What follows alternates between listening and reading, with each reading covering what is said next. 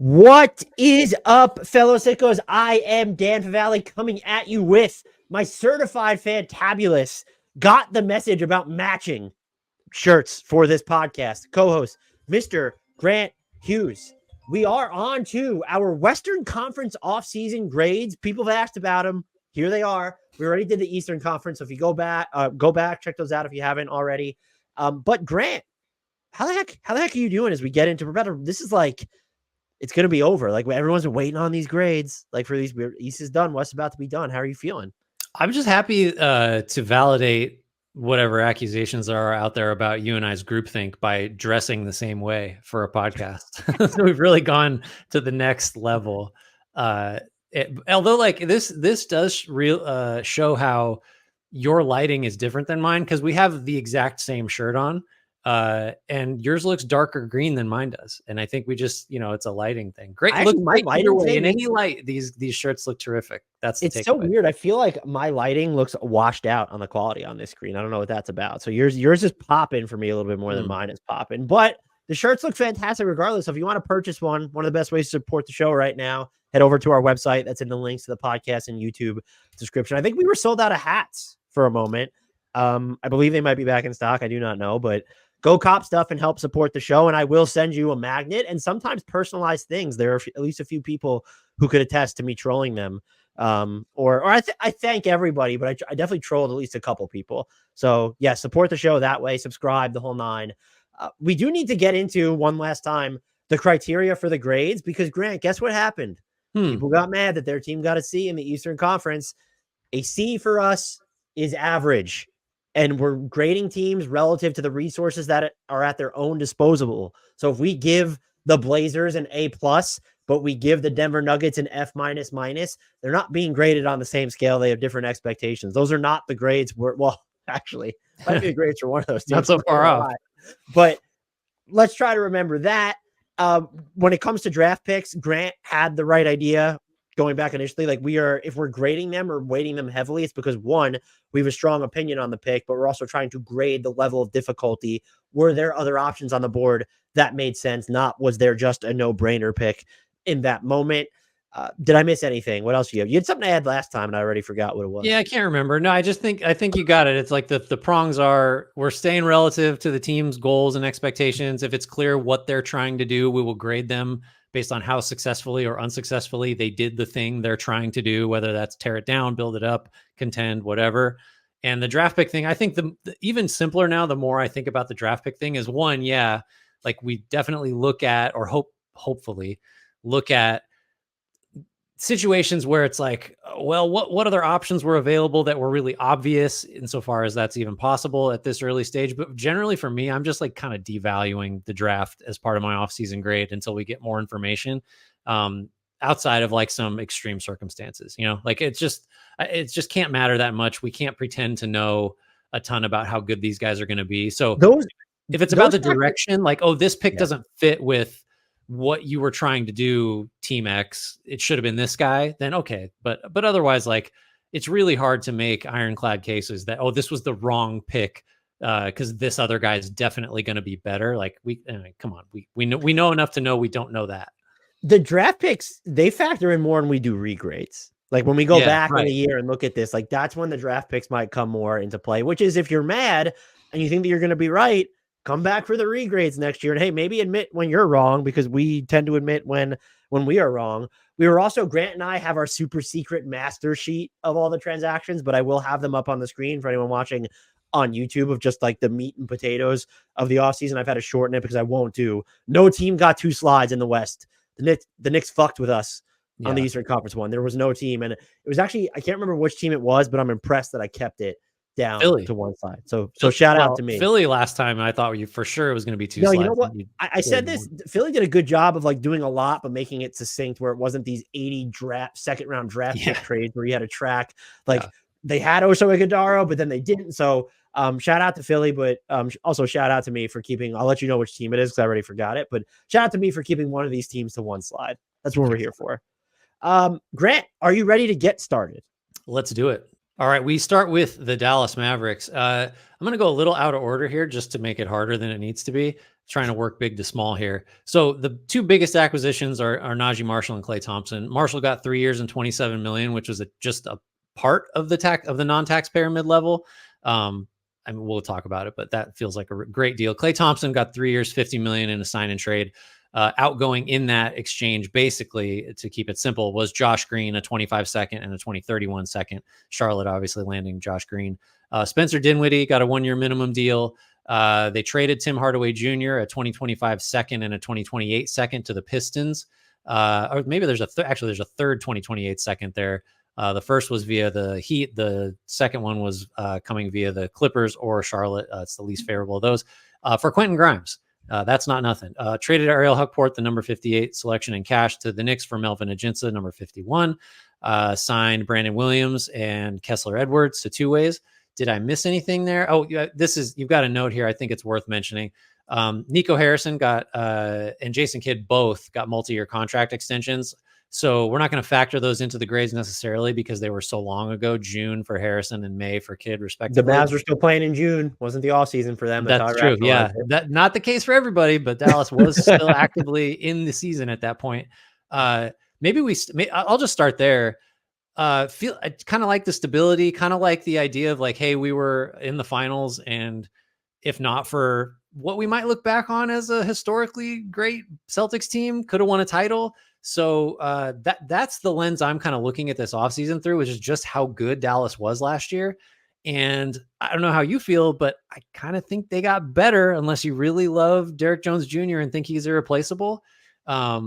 Pretty hard act to pull off when you are as good as Dallas was last year and somewhat limited in your resources, and you still make, between Marshall and Thompson, at least one of those guys, maybe both, are going to be huge rotation / starting level contributors, right? Yeah. I mean, I'm trying to think of how you would be, because I've seen some people have been skeptical of like, will the Mavs defense sustain? And I get the concerns with, like, if you were to point holes in the offseason, they are taking a risk with Klay Thompson, who should fit like a glove on offense. But do you have the bodies? And by that, I mean, it's PJ Washington and then one of the bigs in Gafford or Lively to defend at a high level when Klay, Luka, and Kyrie Irving are out on the floor. Mm-hmm. And if Klay's coming under the guys that not only is he going to start, but like that's probably going to be your closing setup, that would open up some questions. But I look at just the optionality the roster has elsewhere, and it's Dante Exum's still on the team. And like he can, like people have talked about a lot. Well, they're losing Derek Jones Jr.'s rim pressure and athleticism. That'll be a big thing. The Mavs played faster last year. They did a great job of doing that, especially when their two stars were on the court.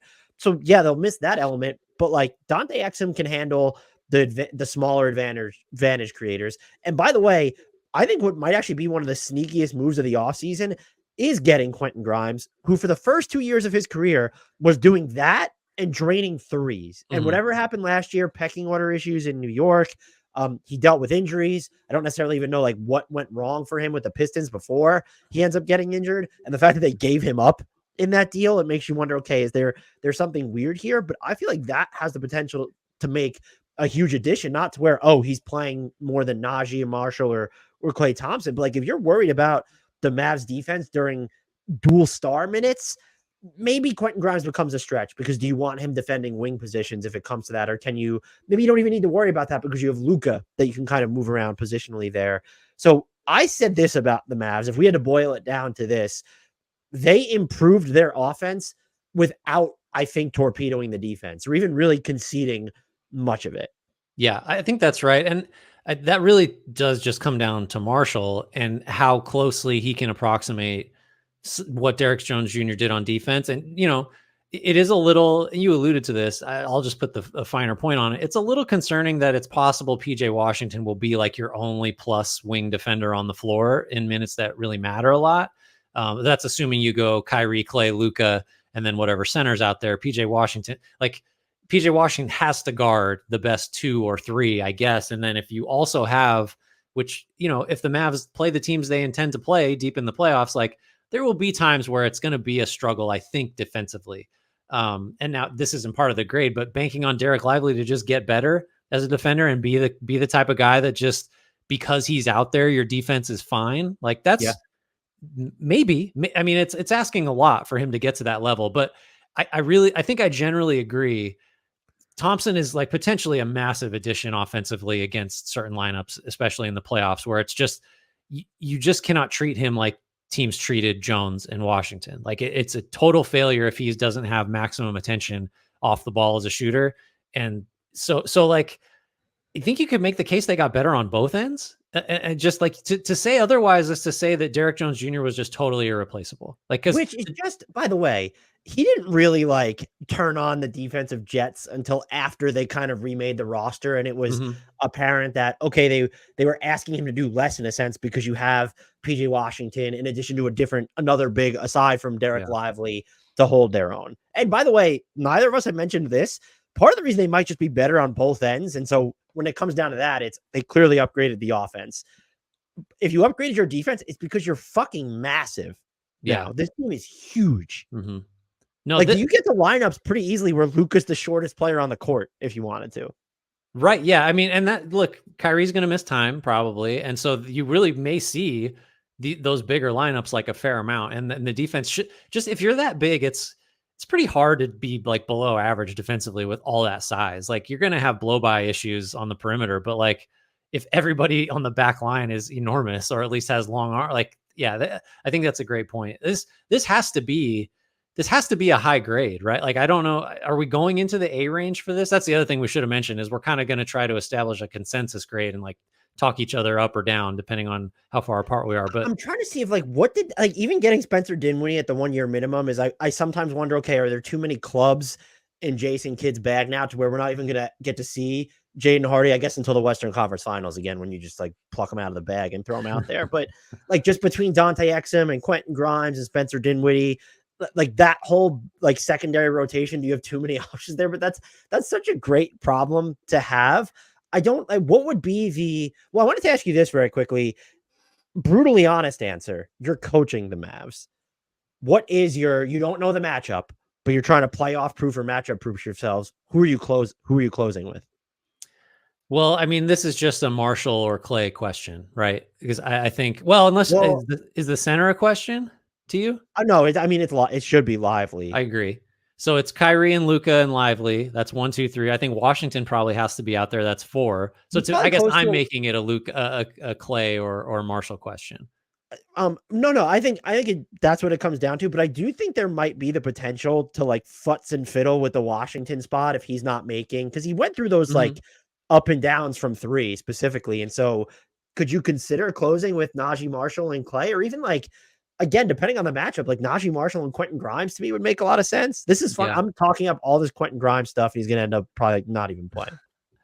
I mean, for me, I think most nights I would probably go with Clay over Marshall if I'm just conceding the other 4 spots, just because of the way that a shooter like that might force defenses to really pick their poison. But like, how do we guard Luka? Because you can only send so many bodies at him, and he's just going to find the right guys. And if you have both Kyrie and Clay open as shooters, like, man, I don't know what you do as a defense. Whereas Marshall might get the Derek Jones treatment. Like, he might be someone you leave, and that's for an opponent. That trade-off is worth like, well, he's a better defender than Clay. Like, we'll just, you know what I mean? Like, if you're looking for a weak link, I'm only thinking about, I realize as I say this, the Mavericks in like deep playoff series, because that's just, I think, how we should think of them. But I think Marshall is the guy that an opponent would be like, okay, he's out there. Now, you go at Clay on the other end, obviously. So that's the weak link there. I think I'm just prioritizing the way that if Clay is still what he was offensively or anything close to it in this new role, like, I don't know how you guard this team. That's kind of where I would lean. What have you made of, though? And I'm actually surprised that so many Mavs fans are not believe this, but have sort of like trumpeted this up. Like, Clay is like that third guy who can do stuff off the dribble is a sentiment I don't feel entirely comfortable with. And I think that the lineups that he predominantly is going to be playing in, you're not going to need him to. But I guess if you get into kind of the 1-star combinations where Kyrie's off the floor, Luka's off the court, that might be a question. But I didn't like, when I look at this team, that's still something I would have a question of. Is it Jaden Hardy? Is it just defaulting to Spencer Dinwiddie? I didn't even factor Klay Thompson into just like the list of potential solves. I think if you view Klay Thompson as someone that is going to be a third creator, like for himself or for anyone else, you did not watch him last year. I just think when he dribbled the ball, I don't, if you have an expected value on each like touch or possession, it plummeted every time he dribbled. His shot selection gets worse if he's dribbling. He's just can't get by anybody. So I think as someone it's hard to think of someone who will benefit more for if he accepts it from a reduced role that just asks him to do the things he's still great at, because there are an increasing number of things that he's not good at anymore. Mm-hmm. And I think if you, from the Mavs perspective, there are risks for sure in signing him, even though the number's not huge, but the upside is you get him to just do the things he's still special at. And one of those is not being creator. That's not in the bag anymore. He could maybe make some of those really quick passes, but I just didn't feel like he was a solve for that. No, this is all to say though, you're going to have to, I think there are maybe two teams in the league that could argue they had as good of or better off seasons than the Mavs. One of them is Philly. We already talked about them. One of them we haven't talked about yet. So you're going to need to talk me down from an A+ is the grade that I have. Oh, I was just going to go A because I haven't really thought about the A+ range. What did they do wrong? Yeah, nothing. I guess you could quibble over the price of Klay for per year, but I'm kind of just he turned down more. The Mavs got him for less than the Lakers were offering him. Right. It's that's even, and you already kind of said this, but the idea that they made it to the NBA Finals, and the question out of that was, are they going to be able to finagle the books to keep Derrick Jones Jr.? And they ended up positioning themselves to get Klay, Najee Marshall, and Quentin Grimes. That's wild. Yeah.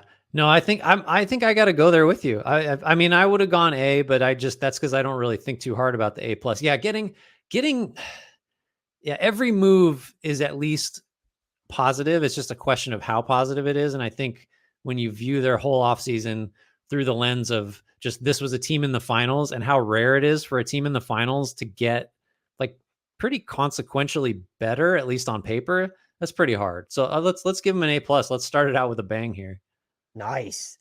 Next team up is my Houston Rockets. Very easy transaction sheet from them, which is why if you're watching on screen, Jalen Green would like to know why he hasn't gotten an extension yet. Neither is Alperen Şengün. Those are the notes. But the moves, drafted Reed Sheppard at number 3. Anyone who listens to this podcast knows that we think he's going to be one of the worst NBA players of all time. Traded number 44, which became Pelle Larsson, for AJ Griffin. I actually like that move. Picked up Jeff Green's $8 million team option. Picked up Jay Sean Tate's $7.6 million team option. Re-signed Aaron Holiday for 2 years and $9.6 million. It's the biannual exception. The team option is on year 2. And that's really just it. No, Steven Adams, who is yet to play a game for them, will be extension eligible as October 1st. I would guess that they do not extend him because they're clearly have this 2025 cap space plan. They also made that. I did not include it on screen, so that's a shame on me here. But that transaction with the Brooklyn Nets, where they basically heavily shorted the future of the Phoenix Suns. So what they ended up doing was they got a 2025 first rounder. It's going to be the lesser of the Rockets, Thunder, or Suns pick. They got the Suns 2027 first. They got a 2029 first, which is the more favorable of the Suns and Mavs. And then they got a 2029 swap, which will be the less favorable of the Suns or Mavs. So the Rockets got all that from the Nets in exchange for giving the Nets back their 2025 first round pick, which was a swap, and then their 2026 first round pick, which of course, as we already noted, that opened the door for Brooklyn to rebuild. I want to save that for last because I think that is tying into the non-extensions that we just know we're not going to see is sort of the crux of their offseason. Is there anything else that just sort of stands out? I think anyone who hasn't listened to this podcast before might think we're actually low on Reed Sheppard. I think that was a home run pick by them. So is there anything about the offseason before we get into the picks of it all? No, I think, Reed Sheppard, obviously we both agree that was the best player on the board there. That might've been true if we were talking about the number 1 pick. But again, this is all about that trade that sort of swapped out equity in the Nets for equity in the Suns. And then we can talk about the extension. Maybe this will be short. Maybe it won't, depending on your opinion. I am fully on board with not extending Green or Şengün early. I've been saying that all offseason. I'm just kind of more and more of the mind that you need to make these guys play these things out before you commit. You still have all this leverage. I don't know why I feel like I'm on the side of big business against labor or something, but like, I just think you have the restricted free agency is a real weapon, like just from a front office's perspective, and you should use it. Like, I don't understand the rush to now. If you think Şengün is just like, this is going to be our offensive fulcrum for the next 7 to 10 years, then okay, yeah, throw the money at him, I guess. But like, well, why? You can still do it later. You can still do it later. So I just think that's a positive. Not extending those guys to me makes their grade better in my mind. But the picks are really where the rubber meets the road on this. Yeah, I mean, that deal I think it's probably easy. Well, it's easier to justify for them because in theory they got more stuff. It's like you traded control of 2 firsts for control of 4. Basically, 3 of which I think like just are going to belong to the Suns in some form. So like, or I guess at least 2. No, is it 3? Well, it's at least. Go ahead. I was just going to ask, like, the 2025 first from Brooklyn has the like, were there protections on that, or was that an unprotected? No, it was unprotected. So the Rockets might have just traded the first pick in the draft. Like, right? That might be what happened. Like, so that gives me real pause if it ends up being Ace Bailey, Cooper Flag, whatever. And that would have assumed that Brooklyn was the worst team in the league, or, bad enough to have a 14% chance of that pick being number 1. Like, that's scary. That you could regret that, right? Like, we have to at least factor, like, getting 4 first round assets for 2. It's like, okay, no brainer. But if one of those might've been Cooper Flag, then this is at least, obviously that's why we're doing it, worth a discussion. Yeah, and I think people will point out, and rightfully so, that would the Nets be as entrenched in the Cooper Flag sweepstakes Maybe not if this trade doesn't happen? My answer is maybe not, but I also think that the Knicks offered enough to where the Mikal Bridges trade was happening anyway. I also just believe that, like, what was the path to Brooklyn getting better this coming season? Like, they just didn't, like, the Donovan Mitchell card that everyone was kind of clinging onto, that came off the board once he extended with Cleveland. So my point would be, there is a scenario where you could have given up, and we don't have to view it through the lens of Cooper Flag. Like, you could have just given up a top 4 pick that was always going to be a top 4 pick, or at least like top 6, 7. Like, because how good could Brooklyn get, really? Like, what do you think the expected value of that, the average value of that pick would have been? Like, even if you say Bridges is still on the team and like Brooklyn's trying to add talent via trade or something at the like, it's still a top 10 pick probably. Yeah, I would say top 8. Yeah, at least. And now the counterpoint to all of that is the Rockets just have so many guys. Like, I'm worried that Reed Shepherd isn't going to play enough next year. And so now you want to throw another whatever top prospect into the equation. And so I like the gamble of, I liked the trade. I just thought that people were kind of writing it off. It's like, oh, like, yeah, you don't even need to consider what the Nets pick would have been because it's just entirely different. And it's okay, it's possible, but I also think there's that separate outcome on the table as well.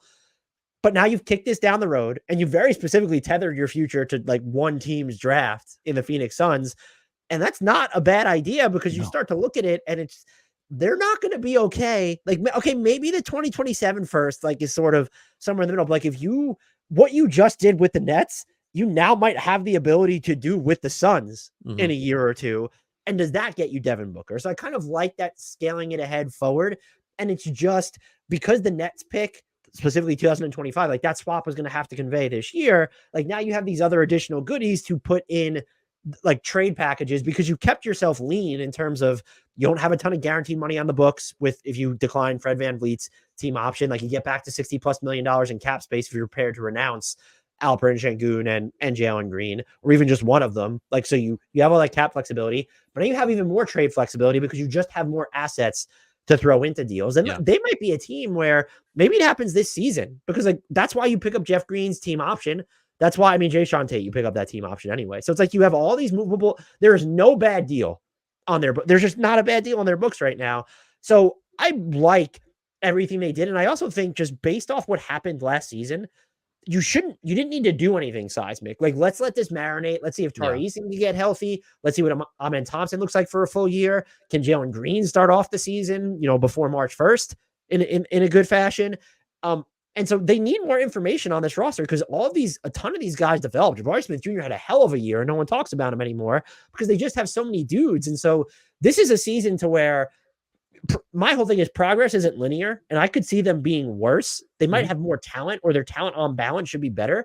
I could see them being worse because the West is harder and they're trying to gain more information on players, but they are just built to maneuver like in all these different ways. And there's value in that. And I think, if anyone wanted them to be more aggressive this summer, I kind of understand it, but like it wasn't going to happen via free agency. So like, what is the trade target that you really wish that they were going after that was mentioned? There isn't one. No. Yeah. I think they have enough guys. They have enough like cracks at, maybe two of, you just go down the list: Green, Şengün, Smith, Thompson, now Shepherd. Like they only need a couple of those guys to become all-star level players. And like some of them are close as it is. So I think kind of, it's not quite like keeping the powder dry or like not, I think the general principle of like, let's see what these guys have makes sense to me. It just comes down to, I think the way I am now thinking about the trade with Brooklyn is you probably gave up the highest ceiling asset, but you really did set your like average expected return higher because you just have more first round equity than you did before.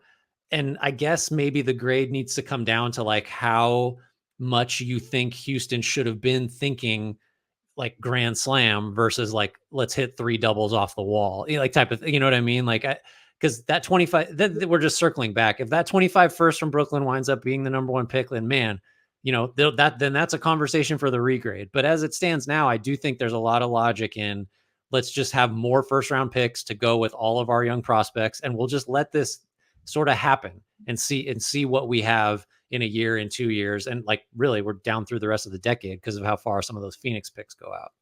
Yeah, I honestly think it's kind of just like in a vacuum. Would you rather have control of the Suns' first round picks in 27 and 29 or control of the Nets picks with Mikal Bridges in 25 and 26? I think that's the question Houston asked itself. And they got other stuff on top of that, by the way, like 2 other controlled first. And I think it's reasonable to say, like, I would rather have, there's probably more of a, like, there's the Nets like have more of an obvious floor, but like you were mentioning a grand slam. I guess Cooper Flag is the grand slam, but that's a 14% chance. Let's say if the Nets have a bottom 4 record of getting him. Whereas let's view it through the lens of Devin Booker or the next disgruntled superstar. There's a higher percentage chance now that you're getting that player who, by the way, immediately fits better with your timeline because they're already established. Yeah. Yeah. No, I think this has to be another grade in the A range, don't you? I mean, I honestly didn't know what to do because I think that there needs to be like, I can't give them an A+ just because like there's still the uncertainty of what those Nets picks turn into. And if you're going to say, well, that's what the Phoenix picks are for, like there's uncertainty to those too. Like that's the entire point of this. So like, is it an A? Is it an A-? What you have to take this one because you went with me on Dallas. My thoughts A-. I think if we were gonna go against our own advice and just overrate the draft, getting Shepherd at 3 might make it worth a flat A. But A- just because 1, we can't go crazy with the pick. 2, I think we agree that the trade with Brooklyn is a net positive, but like there's some downside possibility. And then I think we both agree that the not extending Şengün or Green, smart. But like also maybe you piss them off. There's like just enough like low probability downside to all of those things that we like that I feel like A- reflects that. I can't. It's funny that I just can't bring myself to see the downside in the restricted free agency stuff. Now, if you don't think restricted free agency should exist, that's a different discussion. The fact that it does, I think the Rockets are playing it. Watch them extend them like immediately after we record this. But the Rockets are playing it perfectly. If I had to quibble over why I'd go with the A-, I'm just worried. Like you brought back Aaron Holiday, which again is totally fine. I want to make that clear, but I want to see you get to a pathway where like Reed Shepherd's playing a ton of minutes and gets to work on the ball, or ditto for Amen Thompson, who showed he could do a bunch off the ball. And it's, I don't think Ime Udoka will fall into this trap, but is it just like, are you going to feel pressure because you have between 12 and 15 guys on the roster that need NBA minutes? Are you going to feel pressure to like not evenly distribute, but give playing time to everyone? And I would argue that it's like they don't need to make a consolidation trade now, but there's also just they have too many guys and they didn't necessarily clear like Jeff Green, whatever. Like you want that a salary filler, you don't need to play him. And again, it's not super political when it comes to Aaron Holiday, but it's just like you have even Jayshawn Tate is what is his spot long term on this roster? But that's someone who should probably play.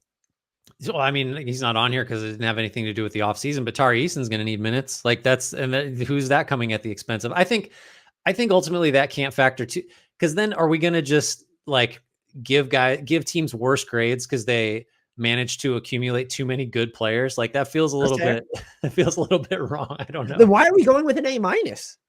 I think just because of the minor downsides, like I said, of all three of the moves that we generally like. The downside, there is no downside with Jalen Green, just because his cap hold is so massive anyway, that it's sort of like maybe there's the downside with Sengun where it's like, well, it took you guys way too long to realize how good I am, and now you won't pay me.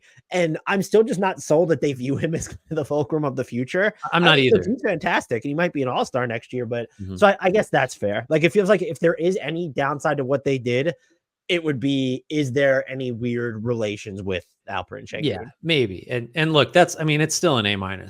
Don't Someone's gonna be mad if there's a Rockets fan out there that's mad in the comment section. Please be mad that your team got an A-. I beg you.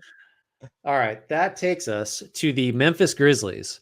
And I think they're mine. I'll take them. I'm high on the Grizzlies. So drafted Zach Edey at number 9, looked phenomenal in summer league for one game and then didn't play anymore, but still maybe the starter here. Drafted Jalen Wells at number 39, traded 57, which was Ulrich Komchi for Cam Spencer, signed a 2-way with Spencer, traded Zaire Williams. The Zaire Williams era is over, Dan. No longer can we go into each season saying, what if he pops?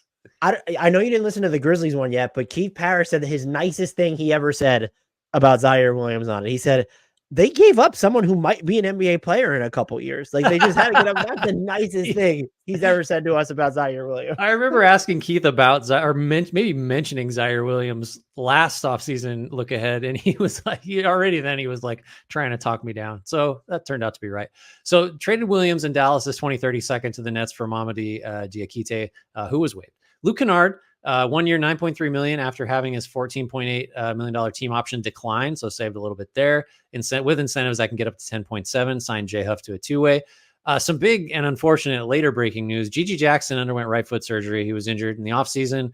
How long is he out? Is it going to be the season or is it going to be like just a chunk of it? I don't think it's going to be the season, but a broken foot that needs surgery. I think that he's going to, the dreaded 5th metatarsal. I don't know if they said if that's a Jones fracture or not, but that used to always be like, oh my God, that makes it worse. Last thing to note here, they still have the mid-level exception, which now can be used as a trade exception effectively, and the biannual, and they're projected at $2.6 million below the tax. That seems deliberate. So Dan, what are we doing with the Grizzlies here, who used to be a 50-win team and then everything fell apart last year? And I don't know, are they better now than they were like going into, let's say, last offseason? What are your thoughts? So they're better they're better in the sense of, well, now Gigi Jackson's injured, but to have this information on Vince Williams Jr. specifically. So you're better in that sense. You should be better because you're healthier, but this is a team. And if you can see on screen, we have the no taxes meme up there. To just be sitting on and I know this isn't a team that traditionally spends it, to just be sitting on the non-taxpayer mid-level when your roster is far from perfect is kind of disgusting. And so I get like wanting to see this core marinate or what it could look like when they're healthy. Like we don't even have enough information on Marcus Smart and what can he do if you actually want him. They wanted him to be their Dylan Brooks and Tyus Jones, and he just wasn't. Like he scored at it like an absurd clip inside the arc, but like he was committing turnovers left and right, even more so than he was in Boston. Now, is that a function of all the absences? Was he overstretched? Yeah, he could be. That's what they're trying to find out. So I kind of get not doing anything hyper aggressive. Here's my thing. You still clearly needed like wings. And now that issue's been exacerbated because, hey, injuries happen. You know this as well as any team based off just last season alone, but in general. And so if we're grading the offseason relative to their resources, okay, cool. You drafted your starter at number 9. You're a team that has like immediate aspirations. How much will Zach Edey play? What does he look like as a rookie? How much can you win while stomaching his development? I think we can consider that neutral. And I'm higher on Edey than I was just based off the few summer league flashes that we saw. But like the resources at their disposal, this could have been a Najee Marshall team. This could have been a Simone Fontecchio team. this could have been like so many different players would have fit here. And like the biggest kind of thing you did was rework the Luke Kennard deal to ensure that you could, and then move Zaire Williams to ensure you could remain under the tax. Why is this? What is good? My question to you now, after my long, what is good about this offseason? I think you have to do some gymnastics, I think, to get there. One is the Edey pick might just be the correct pick, and he might be a starter for you, and that's really hard to find in a rookie. And like, also Edey comes with massive potential downsides. Like he might not be able to move in space. He might, it just may not work. But I think if you're looking for positives, that's one possibility. The harder one to frame in a positive way is not using the mid-level, because you might say, well, okay, so maybe that's just something they're going to use down the road, like when there are more options, or you can find a trade candidate. Like just the two names you mentioned, Fontecchio and Marshall, like I don't know that you can reasonably expect to use the mid-level like trade exception, quote unquote, to get guys better than either of those two. So and like, if you do, by the way, you're going to have to give stuff up. Right. Yeah, it's not just we get the guy, like it's something has to go the other way. It could be like kind of a middling, I don't know, piece of consideration, but it's really hard to frame that as a positive. I mean, I think you're a little more, I'm projecting, like worked up about, or like it bothers you more of the mid-level thing than it bothers me, because you can still turn that into something, but that something is not going to be better than Najee Marshall, or I don't think it's likely. Or Caleb Martin. You want me to continue down the list? And the other thing is, why would we trust them to use it when they're so close to the tax? So then if they do that, it's not just about sending out maybe pick equity. It's, well, which of their players are they going to trade? Do they view Luke Kennard as that kind of expiring contract? So, and by the way, here would be the other thing. Let's just say that the tax, it's fine that they don't want to go into it, even though the way they're built. By the way, I think the Grizzlies are going to be really good. I think they could win 50 plus games again, but the offseason, they didn't act like a team that has those expectations. But let's just say, let me step outside of my temper tantrum about them not using their non-tax payment level. You could have just not brought back Luke Kennard and then tried, like, would you rather have Luke Kennard? Let's just say, would you rather have Luke Kennard or spent the non-taxpayer mid-level on mystery player X? Yeah, I mean, probably the latter. And what was Luke Kennard's leverage when we saw Gary Trent Jr. and Malik Beasley get a combined $9 million to get as more than them combined? Yeah. What was his leverage? That's a great point. I think so. If you're going above a C, which I don't think we are, you just have to believe that Edey is like, this guy is going to be a plus starter right away. And that's the only reason I'm not going to an F, is because I think even if he does some things, or if it takes him a while, just the space that he generates on screens is just going to remain there.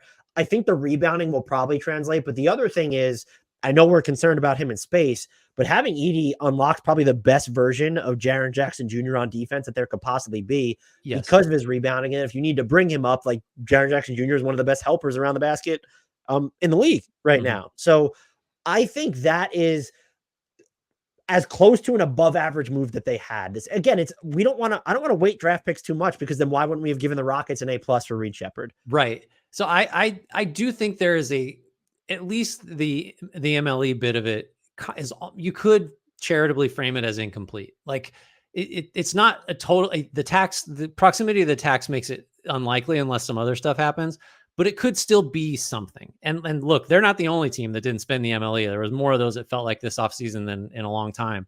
I'm leaning like D+, because I think there is upside in both of those, even though it's not likely. It's still like, it's, I don't know, plausible. I just mixed up plausible and possible and made it plausible.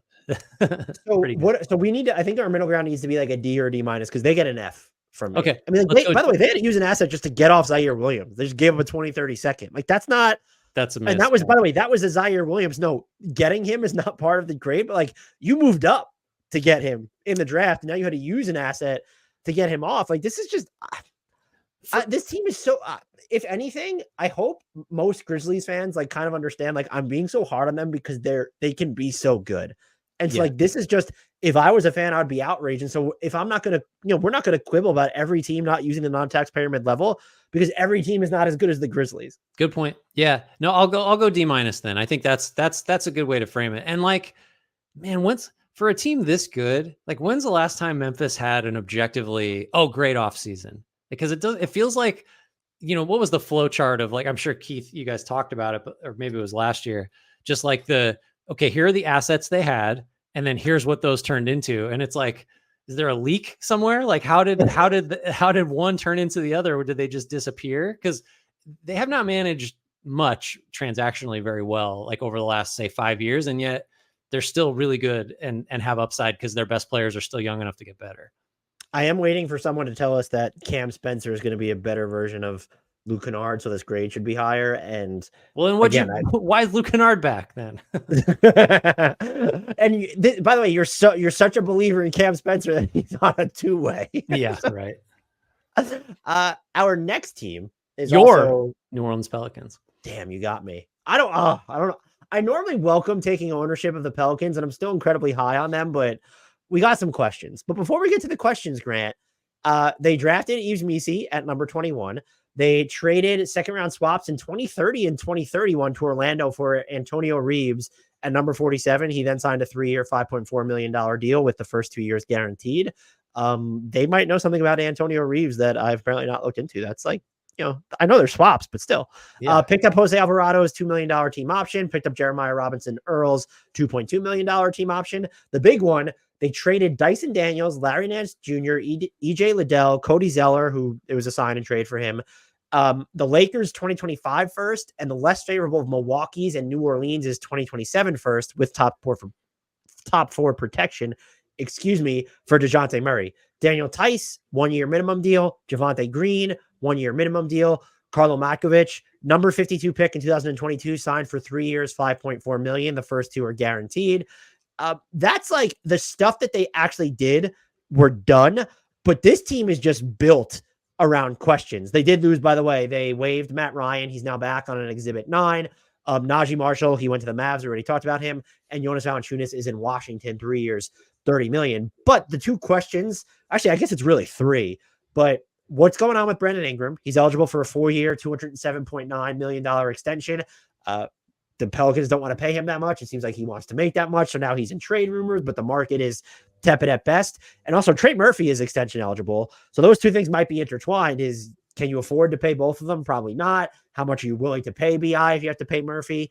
So those numbers matter. And then the thing that's just connected to everything, what's going on at the 5, I would highly recommend people go check out the episode I did with Shamit Dua of In the Know, where I was pleasantly surprised to hear him say this, but just based off the Javonte Green signing and then the current setup is like the Pelicans are just planning to play small. And so they can do stuff with Herb Jones and Devontae Green where they're defending bigs. As Shamit pointed out, like Brandon Ingram has done stuff like that in the past. It'll depend on matchups, but is Brandon Ingram going to be here?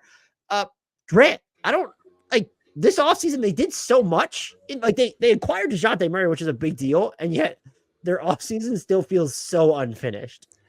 Yeah, we're not going to incomplete on this one, but I mean, there's a case to be made that you could.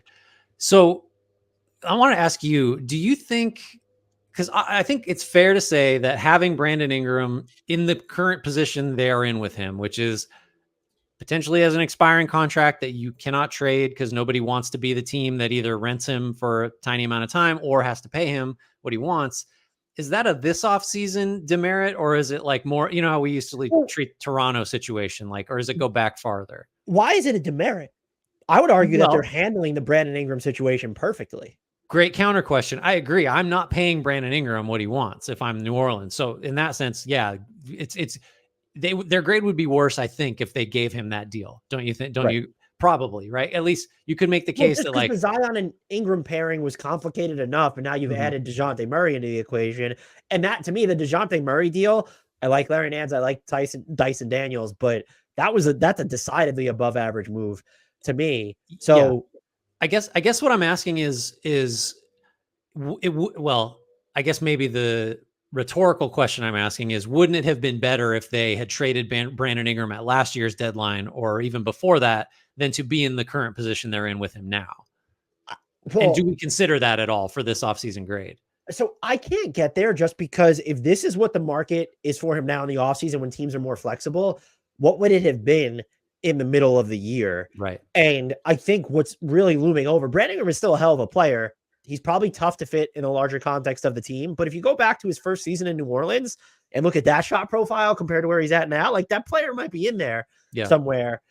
The bigger thing to me would just be, do you demerit them for complicating an already complicated fit with Zion by adding DeJounte Murray? And I don't think you do, because I think DeJounte Murray is going to end up, he's the better ball handler. I trust his, if you want to say they're about even as passers, I'd probably disagree, but let's say they're about even as passers. DeJounte Murray more than Brandon Ingram. And I've said this so many times in the pod, there's just not like a two-man dynamic between Zion and Brandon Ingram. DeJounte Murray should invite more creative usage with Zion off the ball. And so I'm still fine with that trade. I don't know what to do with the Brandon Ingram of it all, because this really seems like, I guess what I'm getting at, like it's more of an issue of teams don't want to pay him rather than we think Brandon Ingram sucks. Right. No, totally. I agree. Like Brandon Ingram's in a tough spot because like some of this he seems to have done to himself. Like whatever happened with Team USA 2 summers ago was not a great look.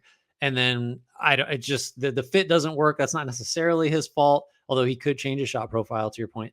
Yeah. So I don't know. The Brandon Ingram situation is such a big part of like what there is to talk about with the Pelicans that like, I feel like we have to weigh that somehow, but I don't really know what you do with it. It's easier to say, well, it's the grade it has to trend down because of the center situation. And like that, just, you can't go into this season. We love the idea of them playing small, but like the defense just can only be so good if you're not having, neither of us love Valanciunas, but like great rebounder, at least like you limit teams to one shot like that. The defensive rebounding rate when he was off the floor last year just plummeted. It's going to be a problem, right? And we spent a hell of a lot of time last year talking about, is the 3-point defense smoke and mirrors, like that whole thing. What if that reverts to normal and you're now giving up offensive rebounds left and right? Like not having a clear cut starting center is just like, that's a problem for a team that projects to be like really good at almost everything else you'd want them to be good at. That's such a hole.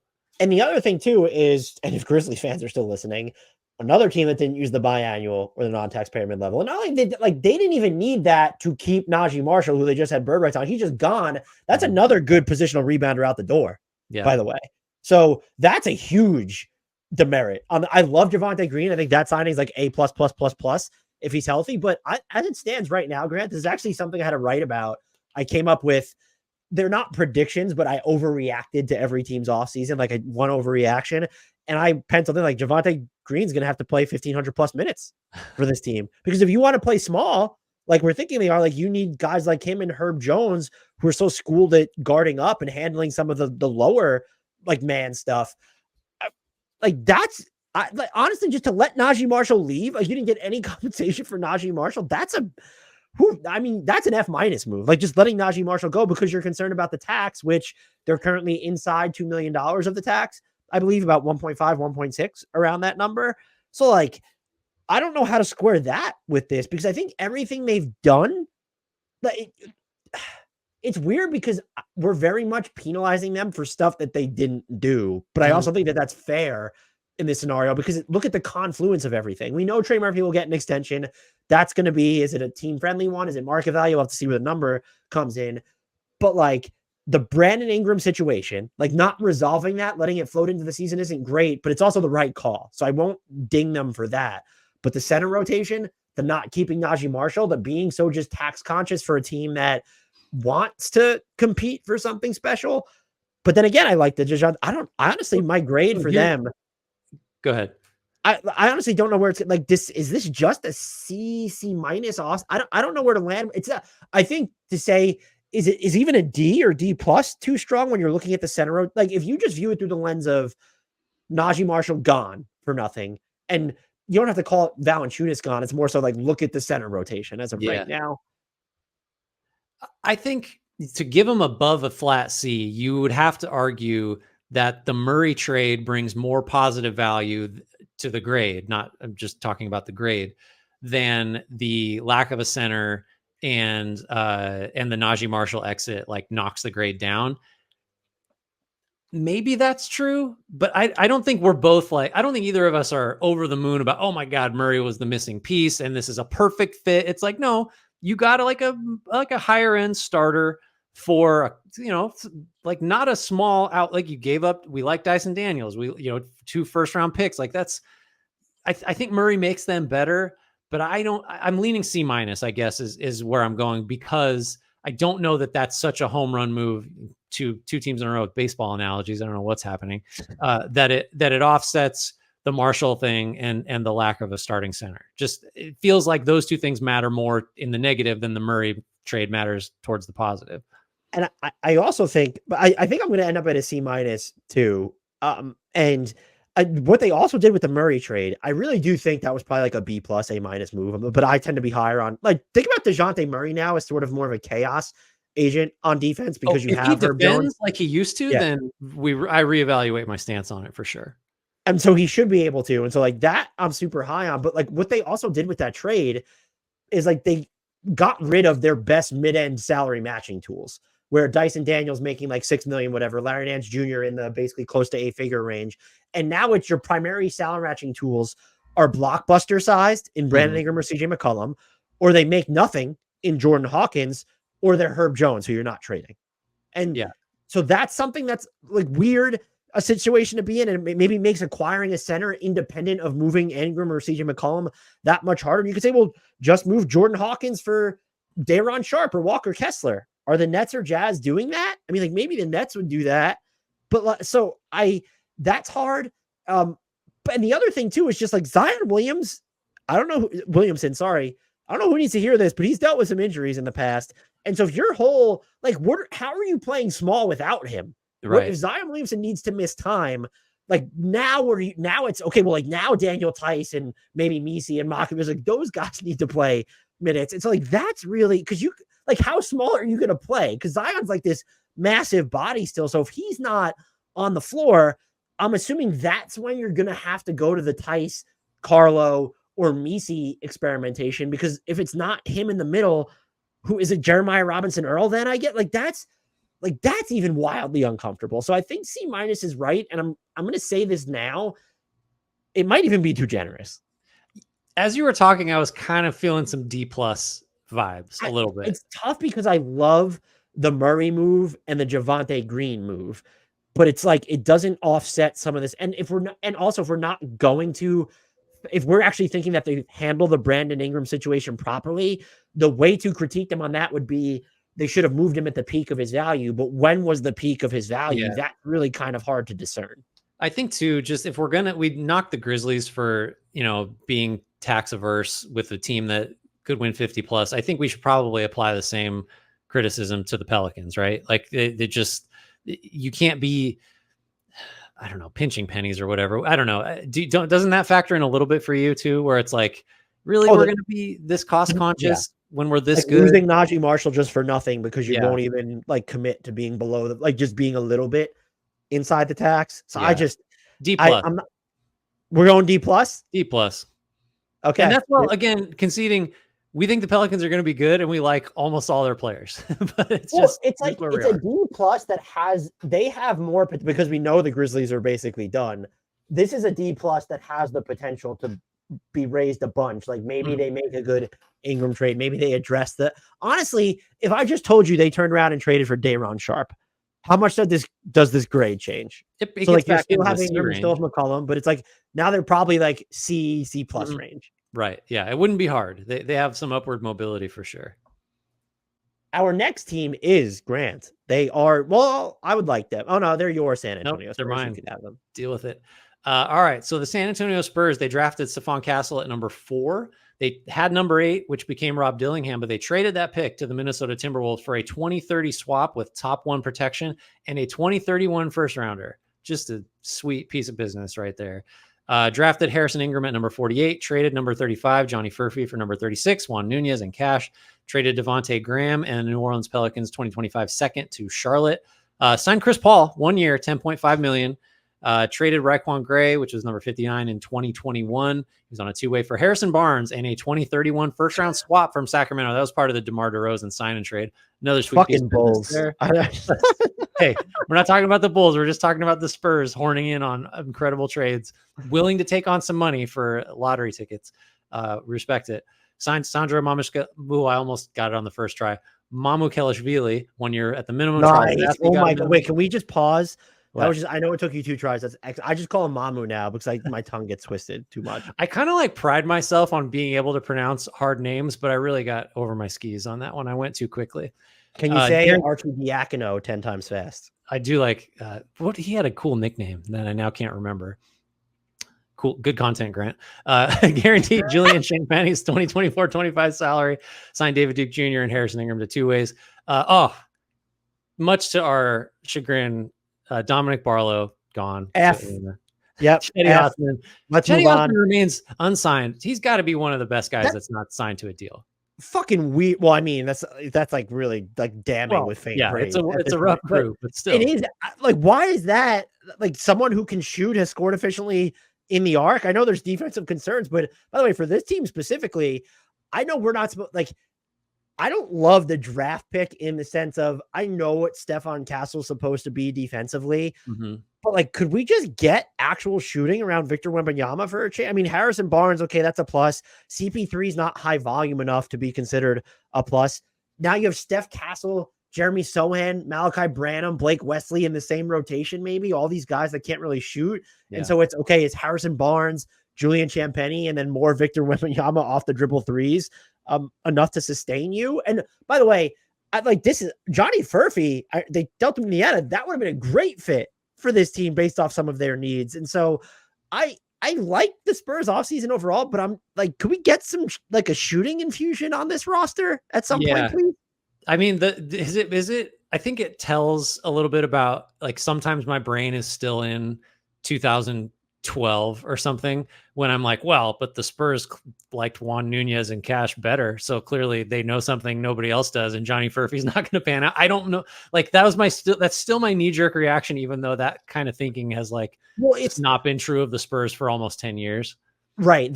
It's still mine too. It's not as nearly as scary as it is with the Thunder, to where it's like when they trade, like, it's like, oh, I like that guy. And it's like, the Thunder passed on him. Like, he's probably going to suck. Yeah. They've taken on the mantle. Okay. So this is still a really good offseason, even if we're not sure about the Castle fit, even if we don't love the lack of shooting, just because the way that they capitalized on Minnesota's, like, not desperation's too strong, but Minnesota recognizing, like, we got one more shot probably at getting someone into our salary structure that could actually play, getting that, basically 2 firsts, or, 1 swap and 1 outright for number 8, which, like, again, in a draft that nobody loved, that's huge. And then the Harrison Barnes and a 2031 swap is like, that's such good value. Like, the Spurs had no business being involved in that, and they just get in there and get the best asset in the deal. And by waiting, out, because I mean, look at Charlotte, who's linked to this team because they took on Devontae Graham. Would you rather have Devontae?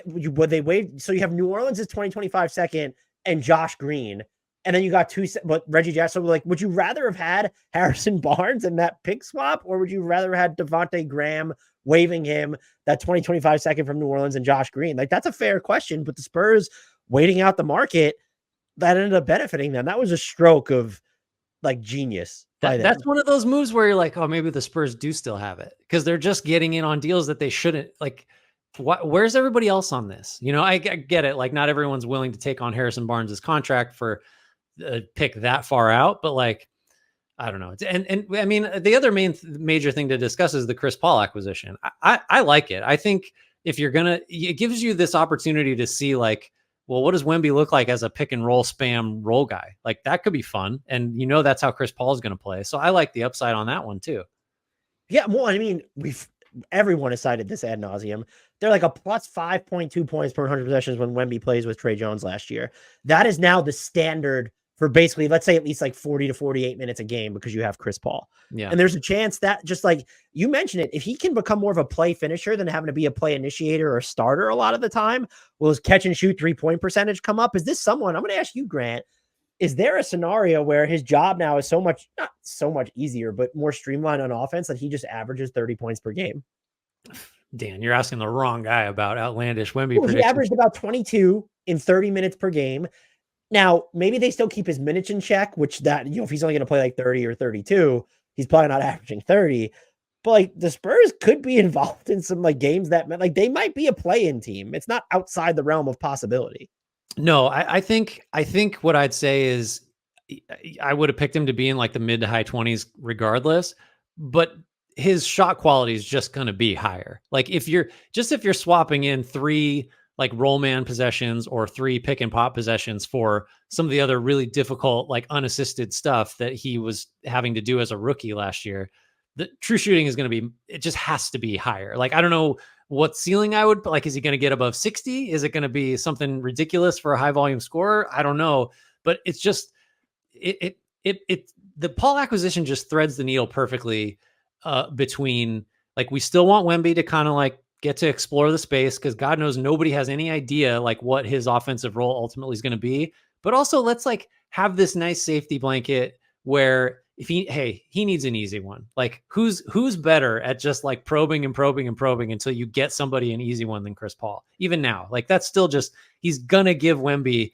if Wemby misses 4 shots in a row, like guess what? Like Paul's going to find him that 5th one and it's going to be a clean look.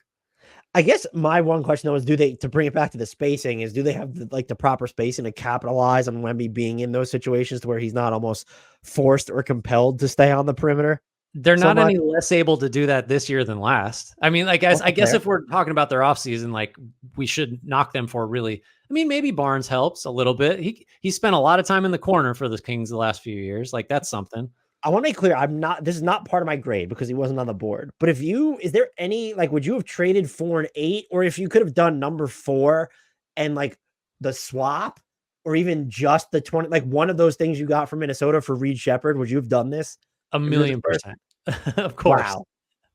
I think I agree with you. It's not part of their grade. I'm like, because it's to move up one spot in a draft no one loved, but I loved, honestly, the only team, like realistically, that I would have liked him potentially better on than the Spurs is the Rockets. But like the Spurs probably would have played him more than the Rockets are going to, I think. So there you go. Yeah. But I don't know where I land on the offseason. It's not an A. No, that's for sure. I think it's probably like a B plus range, maybe B plus. I think a B plus feels about right. Because I mean, like, Dominic Barlow. Yeah, Dominic Barlow. Everything else brings the F up from giving up on Dominic Barlow. I mean, you could nitpick on Castle, I guess, because he has like a handful of pretty obvious flaws that you don't want to see in someone you think might be like a lead guard or something close to that, starting guard. But the Paul thing, that getting all those picks from, that they didn't really have a right to, B plus feels right to me. Not an A though. It's not an A, I don't think. Okay, we'll go B. And it's so tough with the rookies, man, because I don't want, but like this is a pick I feel strongly about, but then it's like who I would have taken just diverges so much from just like what the consensus. Like I would have just taken Cody Williams. Or like Ron Holland comes off the board next, right? You could have just taken Ron Holland. Yeah, if you didn't care about shooting, like let's go with Ron Holland there. The other thing I like about their offseason, by the way, which is why I think a B plus might be, if I was at a B, I do like, while I still would have if the price was right and you could have gotten a Trae Young or a Darius Garland or LaMelo, but like I absolutely would have done it. But the fact that they didn't fall into, not even that it was a trap, but that I know the Spurs never feel this way, but Wemby's so good that you could have talked yourself into saying like, no, Chris Paul and Harrison Barnes can't be the 2 biggest acquisitions that we have. And yet that trade with number 8, like they're still very much focused on the future, but I read it as because they accepted picks so far out that those are not selections they're planning on keeping. Like they are prepared and have the maneuverability to, if the opportunity presents itself, that could be this season, by the way. If they're better than expected, they can make a move. Maybe it's next offseason when maybe they get another lottery pick and they explore that route. But I did respect not falling into the potential trap of, we don't need to be a contender next season, but like we need to have like someone in their prime, like got here and we went out and got them to try and maximize Wemby. I don't think they were ever going to fall into it, but the discourse around like they need to do this, like you have to give up whatever it takes to get Trae Young. And I kind of like Trae Young here, but no, you absolutely did not need to do that. Yeah, I agree with that. All right. That takes us to, I think they're yours, which will be good because I know you're going to kill them. Denver Nuggets. Oh man. How much time we got? Hold on, guys. Let me just, okay. So I can't even do this offseason with a straight face. I'm sorry. They traded number 26, Ryan Dunn, number 56, who became Kevin McCullough Jr., a 2026 second and a 2031 second for De'Ron Holmes, the second. He was the number 22 pick, and he has torn his right Achilles, so he will not be playing next season. They traded Reggie Jackson, a 2029 second and a 2030 second to Charlotte. They signed Russell Westbrook to a 2-year minimum with a player option in 25-26. They signed Dario Saric for the mini MLE with a player option. It's a 2-year, $10.6 million deal, 2025-2026 player option. DeAndre Jordan's back, 1-year vet minimum. Vlatko Chanchar's back, 1-year minimum.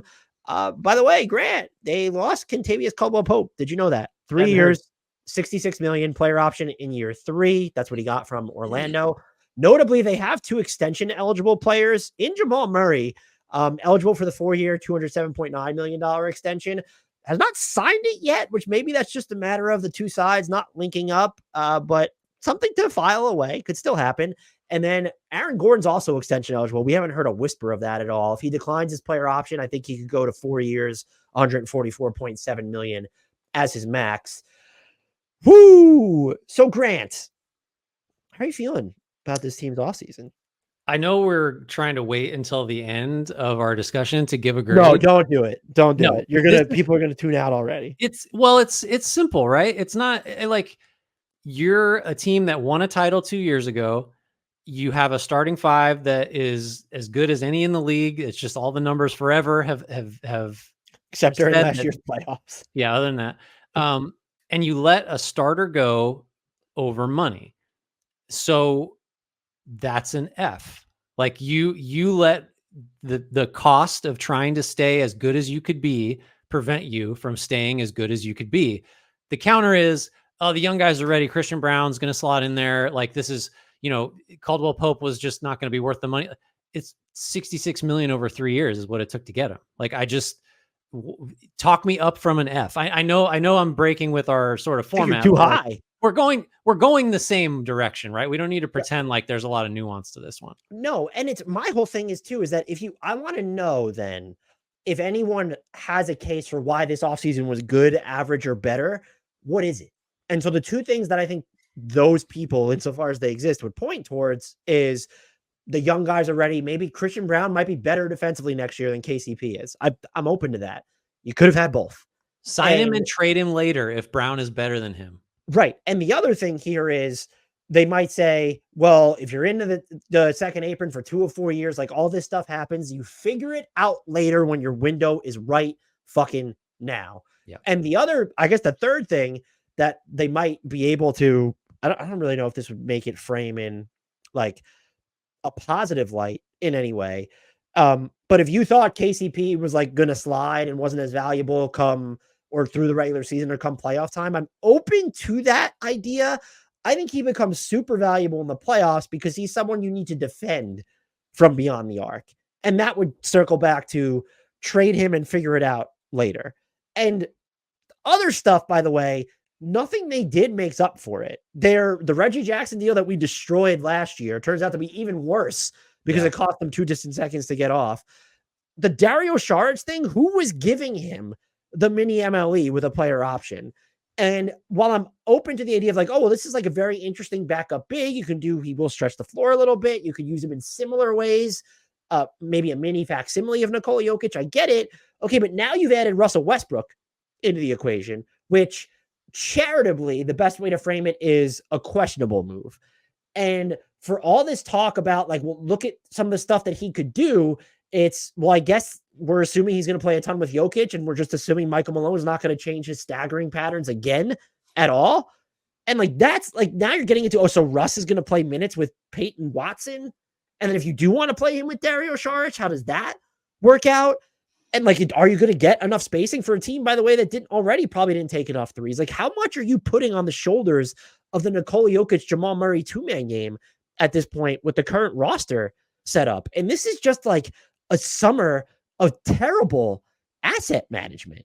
And it like, even, Holmes, the injury, you couldn't have predicted that, but that was a lot to give up when you're limited in the assets you have to move up what amounts to about 4 spots. This is an F- offseason, and you can't. And the other thing that I think people could point toward is, well, like, you needed to take the club out of Michael Malone's bag, as everyone said. If you can't get on the same page, that's an F-. If the front office and the coaching staff can't get on the same page.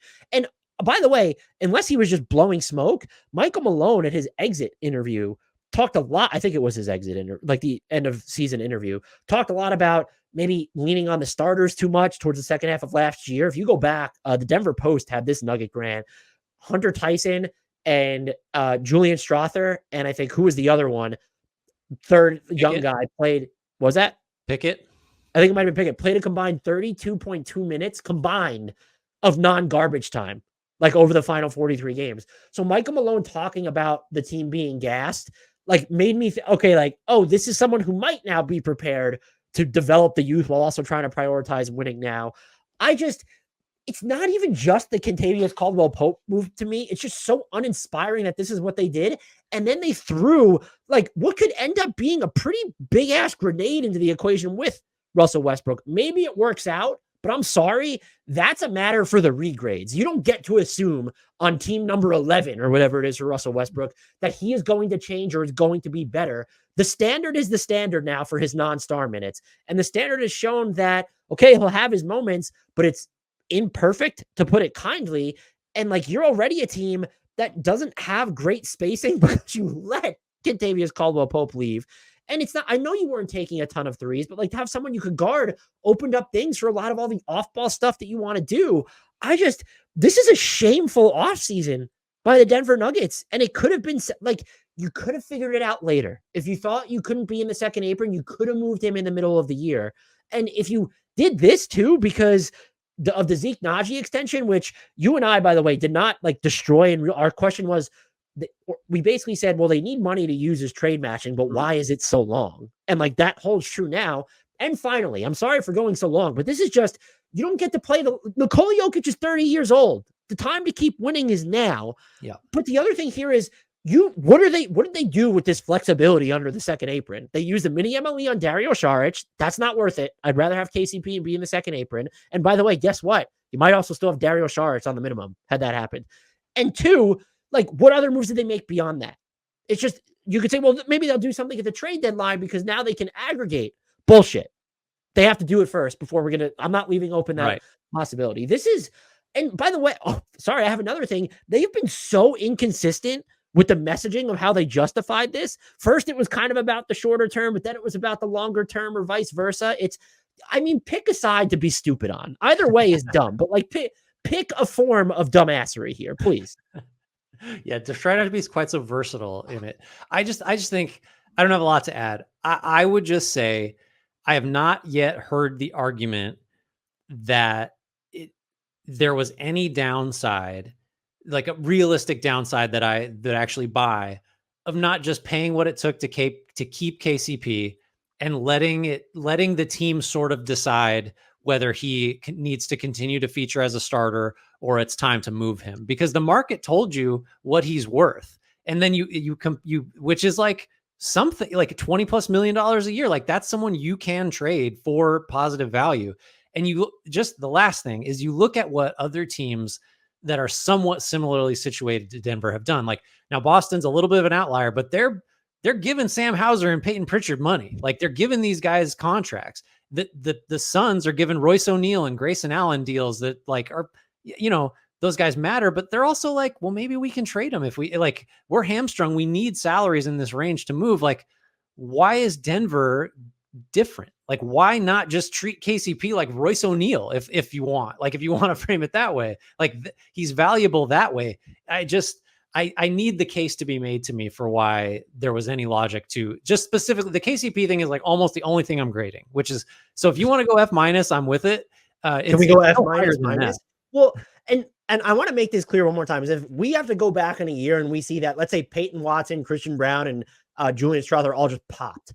That's great. You still could have had, like, this doesn't need to be a mutually exclusive scenario. And if your argument was, well, no, they wouldn't have played those guys enough if KCP was on the roster, that's also going to be something that you need to dig the organization for then. Right. Because, and at the most fundamental level, you let one of your, he might be, what was he, their fourth month? So you have Jokic, Murray are more important. Who else was more important than KCP? Is it Gordon?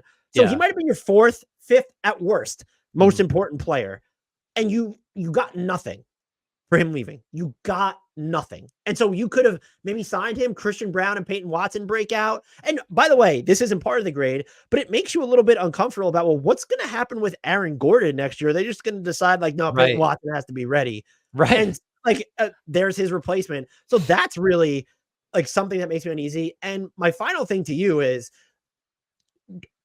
if Jamal Murray gets the max extension, not that we could go any lower, but you're going to feel better or worse about their offseason. I guess you have to feel better just because it's okay. They locked this guy down. The 2-man game between him and Jokic is still just stifling. But in terms of his injuries and his inconsistent availability, and I thought the DNVR show did a great job recently of breaking this down about some of the comments he has made in the past, just shows that this isn't someone who comes in shape and decides to work himself in shape. I don't think you could feel worse about their offseason, but I also don't view Jamal Murray as a no-brainer. No. Max. For the Nuggets, I guess he is. But what are you supposed to do as the Nugget? The fact that there hasn't been an extension yet to me announced, I keep checking my phone actually before we're getting up to this. Like, oh, maybe they'll, but it's so bizarre. But I didn't mean to hijack my own question, but how do you feel about Jamal Murray getting a 4-year max extension? I think I would feel kind of how you outlined it. Like, okay, good. That's locked in. They're willing to spend on somebody. That's a positive. But I would have a lot of questions, a lot of concerns, all with the health, with the possibility of decline, with how he looked in the playoffs, how he looked over the summer. Like all that stuff is, not a no-brainer is like a pretty pleasant way to frame how I'd feel about that extension. We're so used to saying nice things about the Nuggets. It's been like a weird few months around these parts. Yeah. However, well, look, if you're good, spend the money. That's kind of all there is to it. All right. So I have the Minnesota Timberwolves, I believe, if we have alphabeted correctly. I think we have. Starting here, we got Tim Connolly is going to be back for 24-25 with an opt-out for 25-26. So may not be there to see all those 2030s and 2031 picks go somewhere else, but he'll be there. At least for next year. Chris Finch got a 4-year contract extension. Well-deserved. Good for him. So the Wolves also traded, we mentioned this with the Spurs, a 2030 first-round swap with top 1 protection and a 2031 first-rounder for Rob Dillingham as the number 8 pick that became Rob Dillingham. Traded Bobby Klintman, number 37, and Wendell Moore Jr. to Detroit. Drafted Terrence Shannon Jr. at number 27. Luka Garza got 2 years and $4.5 million. Team option on the second year of that deal. Joe Ingles and PJ Dozier got 1-year minimums. Jesse Edwards and Dacian Nix got 2 ways. So unfinished business, like potential things to keep an eye on. Rudy Gobert is extension eligible. Is that coming? Just in terms of departures, Monte Morris, Kyle Anderson, Jordan McLaughlin to Phoenix, Golden State, and Sacramento, respectively. So Dan, kind of a big swing, or like a surprising swing, at least on draft night for the Dillingham pick. That's the big business here. And I think a lot of our grade has to focus on that, doesn't it? Yeah, I'm torn between the risk of it all, and then I just so appreciate the sentiment, especially coming off of a team with the Nuggets that elected not to double down on their roster. And it's just, but like Minnesota's kind of doing the same thing. Like, oh, we're banking on the young, but it wasn't at the expense of the core that was already in place. And I really respect it. I don't think it's something, which is why I was a little curious that, okay, so aside from Dillingham, and you have Edwards and Conley. By the way, when Conley played without Edwards last year, the Timberwolves offense was in the 30th percentile. So he's only getting older. I think he's still a good player, but like, so now it's tied to Dillingham kind of needs to be good right out of the gate, or you're looking at PJ Dozier or Nickeil Alexander-Walker have to kind of fill in those gaps. So there's a risk there. And you have Joe Ingles, of course, too, but he's slowed down for sure. So, and by the way, I on the court, I like the Terrence Shannon pick as well. So like, I appreciate everything they did. And by the way, getting Tim Connolly to come back amid the uncertainty of what's happening with control of the franchise, not a small deal either. Yeah. So I appreciate everything they did. I just wonder if you did, like, maybe, okay, a few years from now, we look at this and say like, oh, Rob Dillingham turned into exactly who you thought he was going to, but is that at all going to come? Certainly in the regular season. I don't want to say it'll come at the expense of wins, but if you're going to expend this many assets to get a rookie, my assumption is that he is going to play, and you're going to have to stomach some growing pains. And my assumption there would then be the non-Anthony Edwards minutes are going to get worse. So did you concede some playoff positioning there? And more importantly, I don't think they care about that because they're really good. Is he going to be ready to play a part in your postseason rotation? Because if he's not, Now you get into it, like that's where PJ Dozier and Joe Yeah. Ingles, like that, they become more important, more integral to your postseason rotation than I think you would like. Yeah, there's a little bit of a safety net because like you really didn't get much from Monte Morris, and you could say, well, Joe Ingles might be, in terms of like what he actually provides this year, Joe Ingles might provide more playmaking help than Monte Morris did last year. That wouldn't be hard considering how little he played. Kyle Also, Anderson, playoff rotating shorten up, I guess, is the thing yeah. that I'm discounting, where it's okay, maybe Rob Dillingham's role shrinks, but is that just because they're playing their starters 40 minutes a game? Well, right. But it's just to finish the point, like Kyle Anderson's also gone, and one of his chief skills is like he can be a playmaker from the forward spot. You don't have that. So like net, your playmaking is, you have less of it than you did last year. And this is a team that like phenomenal defense. The offense was the problem.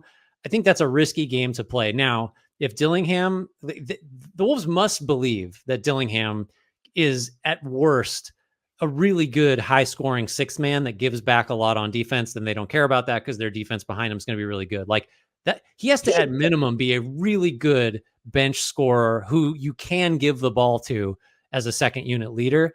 That's a huge ask for like any rookie, let alone one that, you know, he's the 8th pick in a bad draft. Like that, it's not like, it's just, it's, I think the expectation should be that Dillingham actually will not be able to do that this year. And so that doesn't mean it's a bad trade, because you have to think, 2, 3, 5, 7 years down the road, I guess, when you're talking about a lottery pick.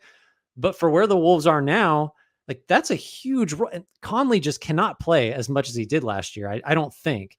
And unless you're going to ask Alexander Walker, you mentioned all this, like there are other more safety nets. Alexander Walker like kind of came into the league as sort of a point guard and like has been tried at that and might be able to do more of that. And we want the ball in Ant's hands more. Maybe he does more on the primary playmaking.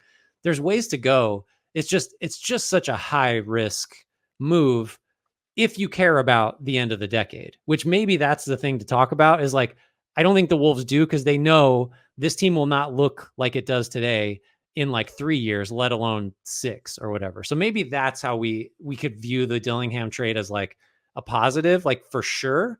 Because otherwise it's almost like an incomplete with a lot of downside, right? Yeah. And it's also just like, you're right to view it through the longer lens, because you could say they gave up those assets, but there was no way for them to use those assets on someone who provides more immediate help in a way. Had to be done this way. Right. In a way that like didn't cost them someone who they need. Mm-hmm. And so like, and then also like, it does matter that I guess you can't say they like spent, but like they expended assets more than they did money. But like the question was, especially amid the ownership debacle, would they move a player who is good and it would make them worse? Because whether it was Naz Reid, whether it was Karl Anthony Towns, you could never really come up with a trade that really even rebalanced the roster, let alone made them better. So I do think they deserve credit for not going down that road. And you could say, well, why are we crediting them for it? Like, well, because other teams, the Clippers, the Warriors, like the Nuggets, like they shied away from doing this stuff. And so like the Timberwolves did not shy away from keeping this together. Like their tax bill is going to be in the 9 figures. And so, I mean, I have questions about how long they're prepared to float it, but so they deserve credit for that. The Rob Dillingham of it all, it's so complicated. I think I end up liking it, because especially when you wait through the lens that, or view it, through the lens that you are, because even if he doesn't help next year, you are like, Anthony Edwards is very young. So I guess the two ways to look at it are you kind of trying to plan around for as he enters his prime in those years, or did you just outlay all these assets at a time when it's okay? Like now you've exhausted your coffers before Edwards even hits his prime. So there are probably a bunch of different ways to look at it. I'm very curious to see where your grade ends up being. And also, I think there are some people that are just going to assume that Rob Dillingham is going to be great for them right out of the gate. You would need to like come at me with the list of examples, like recent examples of rookies who went into good teams and played these pivotal roles. And I actually think what Dillingham does, one of the things that I think might be most valuable. So there's the shooting that scales to on and off the ball, but like he gets off the ball so quickly. Like he doesn't need to really just meander with it. And that's so good for their offense. At the same time, if he's not going to play a major role, though, you didn't improve your floor spacing then at all. Okay, Joe Ingles over Kyle Anderson, a floor spacing upgrade, but in terms of just volume, like how much volume are you getting out of him? And this was a team that they did shoot almost 40% from 3, like 39% on above the break threes. I guess that probably, I mean, Karl Anthony Towns is typically really good at those. But in terms of, they were 20th, I think, in 3-point attempt rate. If Dillingham isn't who you need him to be long-term out of the gate, I don't know that they can meaningfully nudge up that volume. And so again, I'm so interested to see where your grade comes in at for this team. So I think what I'm kind of settling in at is I appreciate, especially because we just did Denver, I appreciate the ambition and the like focus on the timeline and the goal that matters, which is next year. And like you said, I think this might be maybe the most important way to frame it. They couldn't really get this type of guy, talking about Dillingham, any other way. And so like kudos to the Wolves for saying like, well, if this is what it takes to get the guy we need, and this is the only way to make it happen, we will just give up that swap and that distant first. Because one, who cares about the 2030s? All the decision makers in the team are probably saying to themselves. And two, like, this is what it's going to take. Like, our situation is different from everybody else's. We don't have a bunch of the resources that other teams do. This is how we have to do it.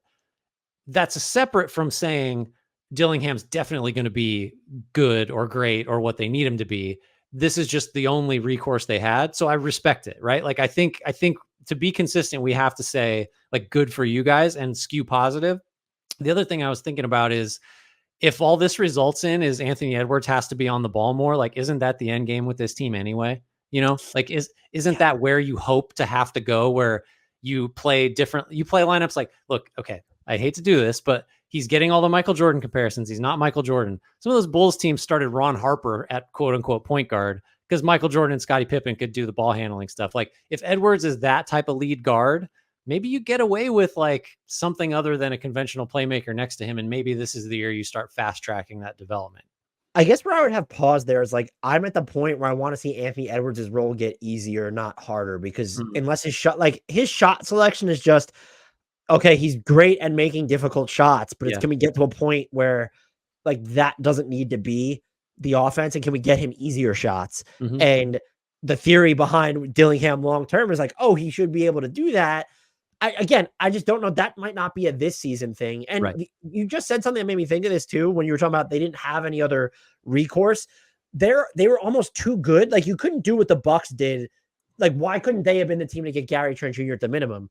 Okay, tell me who you're pulling out of the starting or the closing lineup to make sure that Gary Trent Jr. gets minutes. Right. You didn't have that spot available. So that's another, in theory, resource that wasn't available to you because you can't sell players on these guaranteed high volume roles. And yeah, it's easier to say like, well, you just bench Mike Conley and put Gary Trent Jr. on the floor. I was just bemoaning, I want Anthony Edwards' role to get easier. Gary Trent Jr. doesn't pass the ball. So like, that's just one example, but it made me think they didn't even really like, they get a minimum like Joe Ingles because he doesn't need to be guaranteed any type of role. So I actually think I'm coming in at a B+, and a lot of that is probably rooted in respect and appreciation of what they're trying to do. But we have to look at it. I guess you would have to tell me, and I'm not saying you, a collective you, is it, well, like, oh, they did get rid of Wendell Moore Jr. and use Bobby Klintman, who's like a floor spacing big. It's okay. Well, they have Karl-Anthony Towns and Naz Reid, and by the way, Leonard Miller on this team too. So number 37 is not nothing for a team that could use cost-controlled assets, but relative to the resources that were at their disposal, what is there not to like about like this season, this offseason, excuse me? It just has to be uncertainty on whether it was worth it for Dillingham. And so I was going to come in at a B-, and if you're at a B+, maybe we settle at a B, just because I think that's an easy concession to me. Yeah. I think that feels about right. It's just, I mean, it really, I'm almost only grading the Dillingham deal. And it's just, I have so many questions about it, but again, we got to be consistent because we kill teams when they don't like really go for it when they're this good. And the Wolves did what they had to do to try to get better. Like that's just like, I mean, unless you were going to attach Naz Reid to those picks, then who's the player that you're getting back where it's like, that would have been made way more. I guess in theory you could have done that, but I would need to see, like, give me the suggestions of players who were realistically available for that. So it rooted in appreciation, but I'm going B+. We settle on a B as a podcast. Next up, Grant, I think they're my Oklahoma City Thunder. I will gladly take credit for this team. So they drafted Nikola Topic at number 12. They traded Josh Giddey for Alex Caruso. They traded 5 second-round picks for Dylan Jones, who was number 26 overall. They signed Isaiah Hartenstein, 3 years, $87 million. There's a team option on year 3. And Isaiah Hartenstein is like first team. He's younger than you think he is, in case anybody cares. Isaiah Joe, so they declined his team option and then signed him for 4 years, $48 million.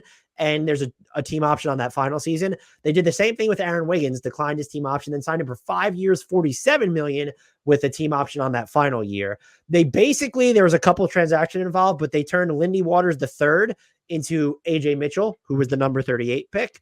And that's really it. Like there's no, I mean, like they have AJ Mitchell's now on a 2-way for anybody who cares, but that is their entire offseason, really. Grant, how do you feel about the Oklahoma City Thunder? This was the team I was alluding to where I said when we looked at the Mavs and the Sixers offseason, they're the team that rivals, I think, those two. Feeling pretty good. Added 2 guys that could conceivably close. Got off Josh Giddey ahead of extension eligibility. Didn't have to, and it could have, but ultimately didn't give up any of their million future firsts to get Alex Caruso, who's just such a plus defensive add to this team that already has great defensive players. And then you get the center you need, one in Hartenstein, who, like, by the way, Hartenstein obviously going to help the rebounding, going to help the interior defense, but like nobody seems to remember that this guy is like really capable as a secondary facilitator, whether it's like a short roll or just as like, that's a real, he has that ability. Like, remember that like chunk of a season where he played with the Nuggets and like everyone was joking about like, oh, he's absorbing the Jokic. No, he's like a good passer that you can use in that role, which is just another wrinkle to a team that, you know, what's kind of scary is so Oklahoma City spaces the floor so well, but they take fewer threes than you think. It's kind of like the dynastic era Warriors, where it's like, this is like the greatest shooting team of all time. It's like, well, they're actually not taking as many threes as you think they are. And now if you have Isaiah Hartenstein operating in that, like, I would assume their corner 3-point attempts rate should like skyrocket when he's on the floor. Yeah. Well, and like the reason those Warriors teams didn't take a bunch of threes is because everyone was like, well, they could get layups because they had so much talent and good passing. It's like, well, we'll just take layups instead. If you want to top lock all the shooters and you want to like sell out to not get, it's like, okay, why can't the Thunder do that? I mean, they don't have the shooting personnel. Obviously nobody ever has or probably ever will again, but like, there's a scenario where like, obviously he's going to help on the boards and just in the heft departments, which is what everybody talked about is like, what's the one weakness the Thunder have? He will help there. I don't think his ability to help this offense is being talked about enough. And by the way, he did this before he got to, like, he can take the occasional 3. More power to him. I mean, like, again, I think now we don't want to get too crazy about it, but like, he's going to help on both ends. Can I ask you a question? Getting discussed. Yeah. Who do you think ends up being, and I know the salaries imply one thing or other, but who winds up being more valuable to this team, Alex Caruso or Isaiah Hartenstein? I mean, normally you'd say Caruso just because he is elite at just as a perimeter defender disruptor, but you got Dort, you got Jalen Williams, you got SGA was a really great defensive player last year. So I guess it's probably Hartenstein. I disagree. I don't know. Well, so why is it Caruso, you think? I think because he's, to me, Chet Holmgren, they view him as a center. Mm-hmm. And so just like inherently, when you're playing Isaiah Hartenstein, there's a trickle-down effect of, is Chet in his best role? And then who are you yanking off? Where it's like Caruso comes in and it's, okay, let's just say you insert him for Lou Dort. And it's, okay, you got better shooting and the defense is about net even there. And so I look at that and I think that you make more stylistic concessions with Isaiah Hartenstein than you do with Caruso. And I think I'll say it this way, because I believe that they view Chet as a center. I just think Caruso is going to wind up playing in more closing lineups. I think that's fair. What I would say is like Hartenstein is the guy that gives them dimensions that critics they had said they lacked, which is just, they need a real big guy down there. And you can get away with one of those if Chet is spacing as a quote unquote 4, I guess.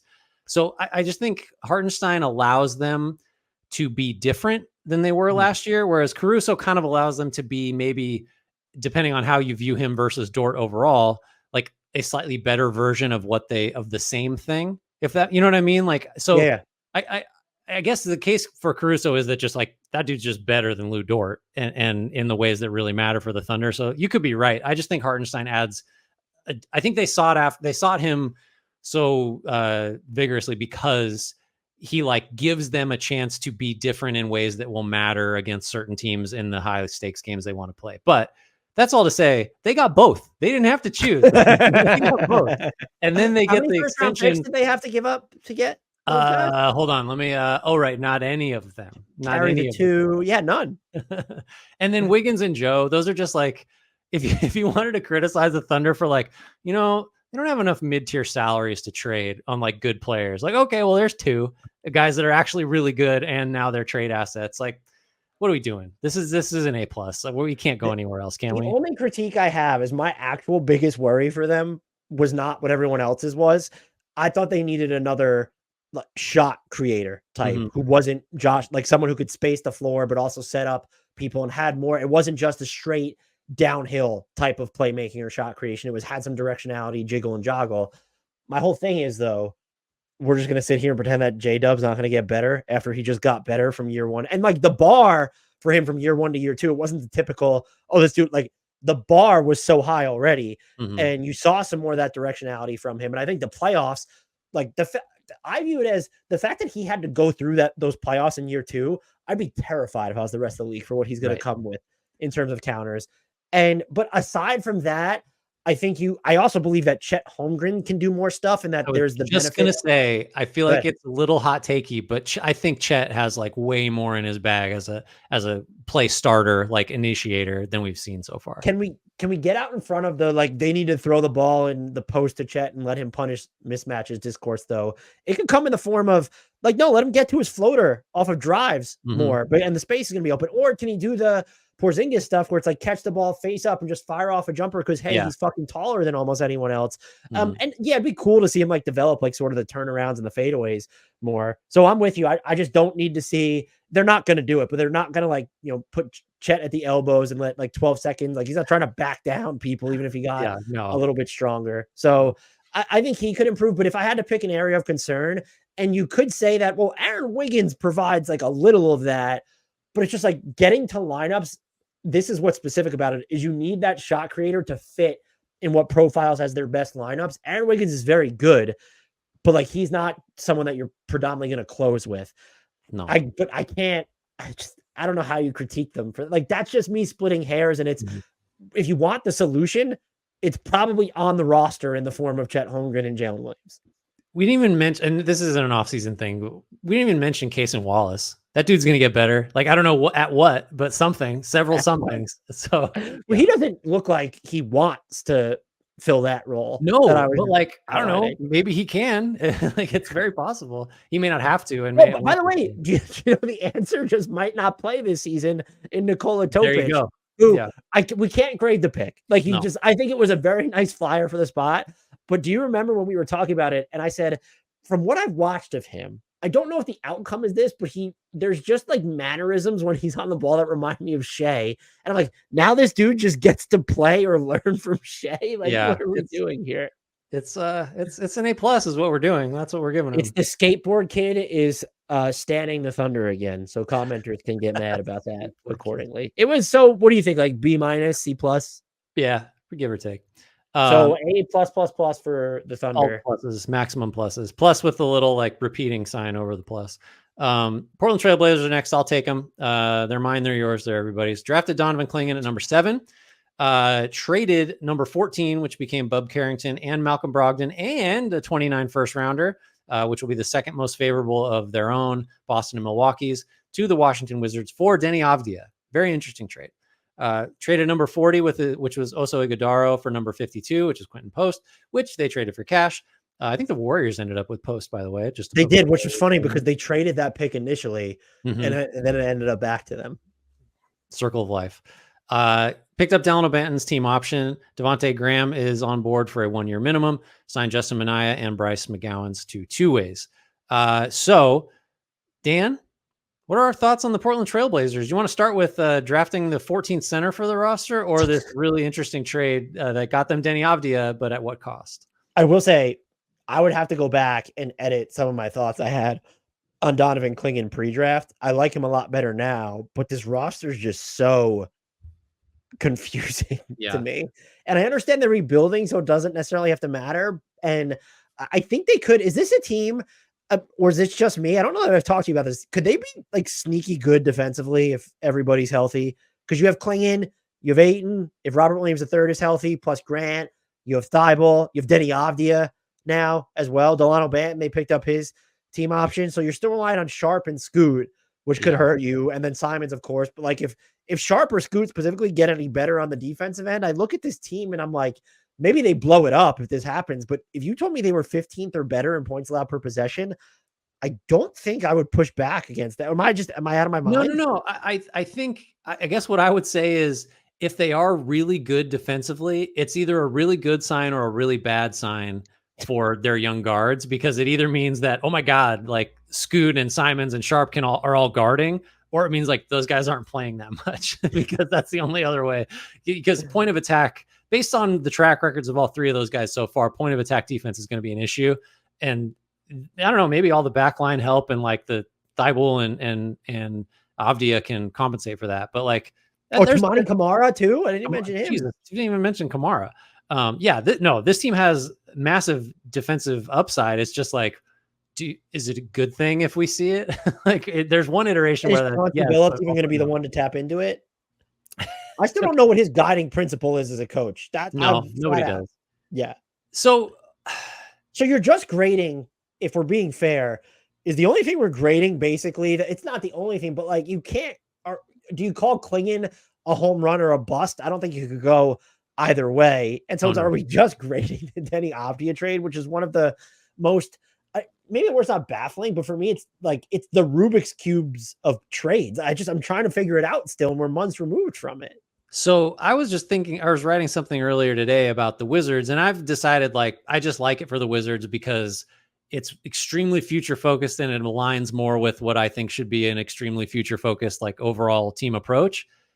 I think couldn't you say that should be the Blazers, thinking too, like, shouldn't they value Bub Carrington and what you can get for Brogdon and a future first more than Avdia, who's 23 and still young, but I just don't know. So I guess to say that you like this for Portland is to say that they're in a slightly different position than the Wizards are, I guess. Right. Like that's how I'm starting to try to wrestle with it.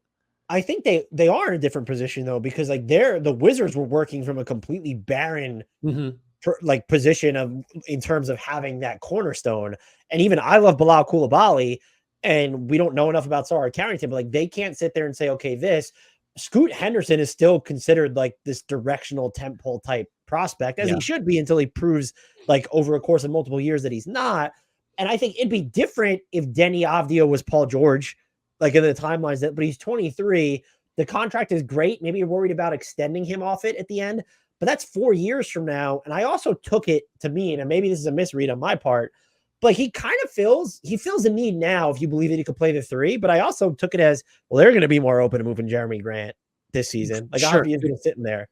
So I think that was, so I hated it for both teams in the moment. And the more I thought about it, and maybe, is this the benefit or downside of time and space?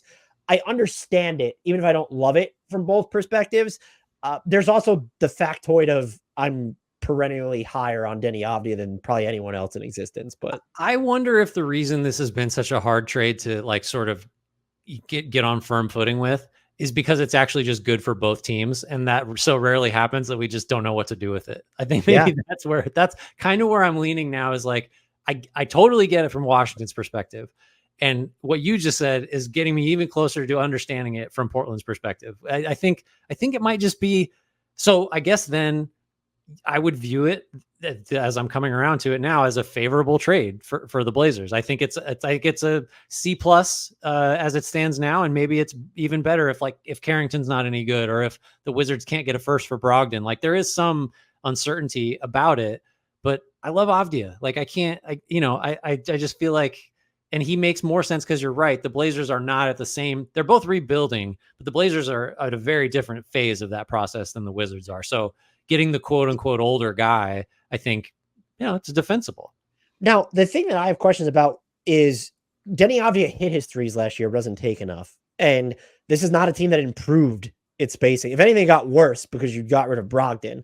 Mm-hmm. And so, how do you square that with, and I guess it ties into, should they have by now, or because we're going to go back and do regrades, but it's September, should they have already made some of the talent shedding calls that we know are going to come, if it's not by the trade deadline, and certainly by next offseason? Because that would be a fair critique of just well, if you want all these guys kind of in the, should the big man situation be cleared up so you're not dealing with, we got oh, we have like Duop Reed, and we have Robert Williams III, and we have DeAndre Ayton and Donovan Clingan. So I think that's fair. To like, they're not at a point where we shouldn't have taken Clingan because we have Ayton and Robert Williams III. But like, is there a plan in place to make sure that Clingan doesn't have to like see his development warped in any way? Just even if it's just year one, because those dudes are going to take priority. And I think Ayton's probably, people have written off Robert Williams III. I actually think he's the best of the bigs on their roster when he's healthy, but he's just never healthy. So that's why Ayton probably takes the higher profile there. So that makes me uneasy, but I also don't know how to grade the matter of like, they should have just done a better job of opening some, because sometimes you can go too far in one way direction or the other, where it's, oh, there's like too many veterans here, or too many guys that need minutes, versus, oh, there's not. Like the Pistons would be the other end of the spectrum, where they're just sort of course correcting on that front, where it felt like they had too many just flyers and not enough of, okay, we need guys who are good, don't fit our timeline, aren't going to be around for a long enough time, but they will streamline the existence of the guys that we want to develop. I think Portland probably skews, as of right now, to me, too far in the direction of like, even though you can make a case that the Wizards are there right now, why are there so many roster spots being taken up by guys that aren't going to be here in 2 years? Yeah, I think if you're going to give the Blazers the benefit of the doubt, the case you'd make is like, so take Ayton, take Jeremy Grant. And so both, I don't have it up in front of me, but it's not like you're running into a situation where their value is going to decline because they're getting towards the end of these deals that they're on. Brogdon, in contrast, they did trade. And that's, I think, a good like point of comparison, because he is expiring, right? Or is he? Yeah, I think he's expiring. Yeah, so like, I guess the benefit of the doubt case for Portland is like, they're just kind of being patient, and maybe a deal emerges for it. Now you can go too far with that. And I think I generally agree with you, is it feels like Portland is bad enough to where the roster mix like doesn't really matter too much to me. Like, they are overstuffed at center, and there are vets that like, why are you still here type of guys. But like, I think maybe in certain cases, and maybe this is one of them, there's not really an urgent, but maybe there should be, right? Because if you want Clingan to play and you want to sort of just see what Sharp and Scoot have going, I don't know. I guess I'm a little more open to the patience approach, or the patience excuse for the weird roster, but I guess it's still an issue. I just want to see what I want to see what the minutes if they don't make any further changes before the start of the season. I want to see what the minutes distribution looks like, because you can just sit here and say, well, they know Clingan is more valuable to the future, so he's going to play plenty.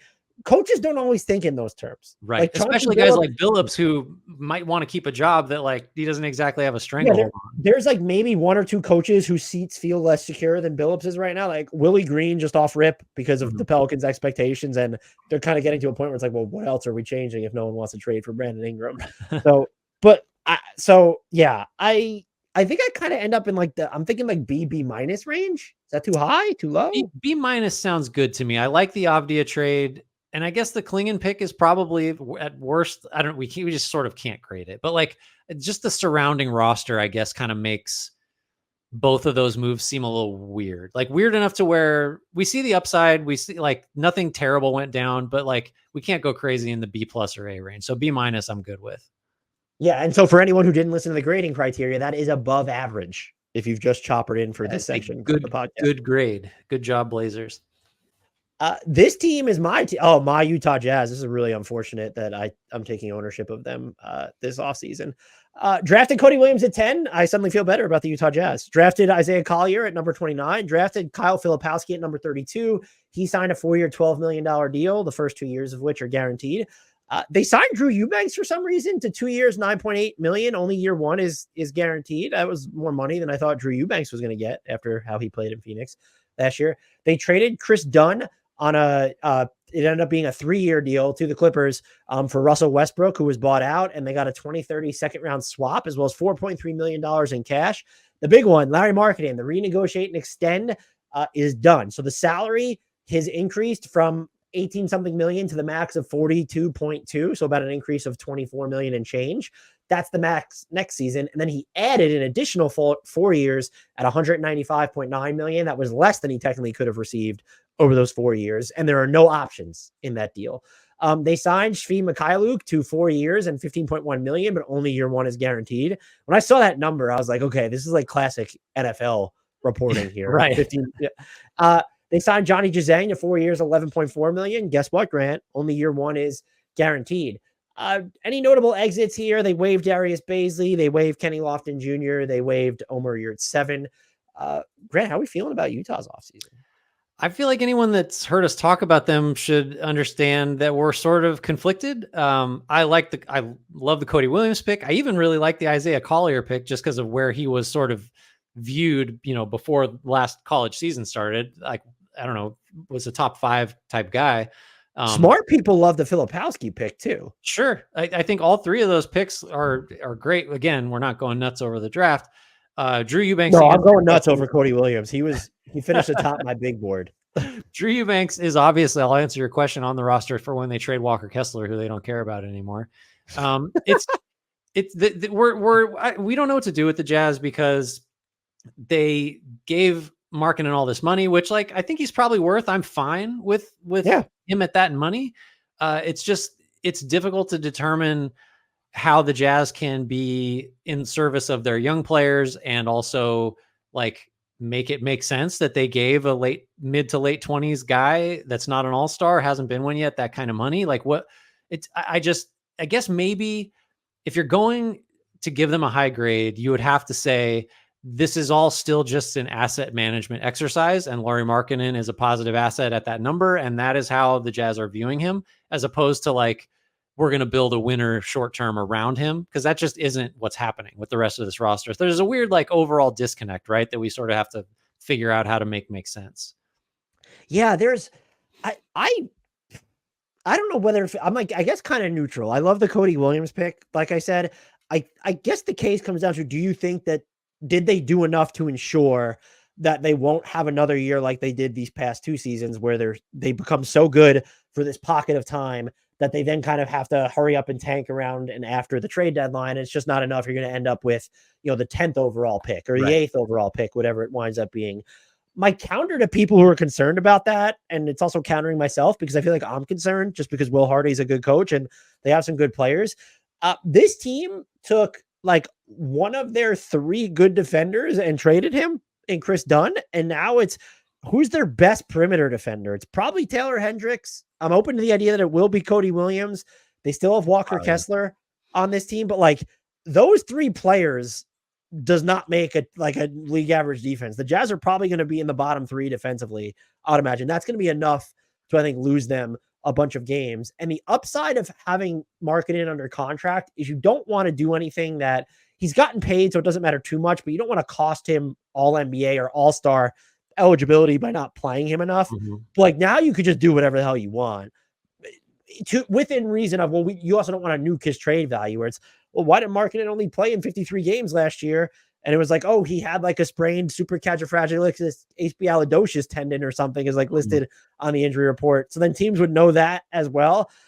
I don't know that I feel confident in Utah's direction because they still do need to unearth the best player of their future. So even if you think that they want to keep Markkanen long-term, which I'm still not convinced, but I think if Danny Ainge had his way, Markkanen would have already been gone. But I think between ownership and then the team being too good at points, his hand was just forced a little bit. But you need to find the player who is good enough to say, Markkanen's our second best player and we feel great about that. Do I trust that they're going to find that player via the draft? No, but they also have the trade assets to decide, all right, if this isn't working, who's the next? It's not even who's the next dude to become available. Let's go out there and create our own trade market. Basically like the Knicks did with Mikal Bridges, where it was, all right, the Nets needed to be willing to move him. He couldn't be Luka Doncic level, but that wasn't someone they seemed like they were readily shopping. But an opportunity presented itself. The Knicks came over the top with an offer. If they did that this is just an example, I'm not advocating for it, though I would. LaMelo Ball. If they just if they went out and decided he's the guy, they could get LaMelo Ball. They have the assets to do that. Do you think that Markkanen could, on this new deal, when he is eligible, be traded for a package that's better than what the Warriors would not give up for him, prior to the extension? Well, could you set the baseline for me? Well, so it seems like it was going to be, what the Warriors wouldn't do was include Podziemski along with, I guess, I imagine that if the Warriors were willing to include Podziemski, the Jazz would have traded Markkanen for him, Moody, salary, and 3 firsts. Do you think that Markkanen will fetch more than that like hypothetically a year from now or 18 months from now or whatever?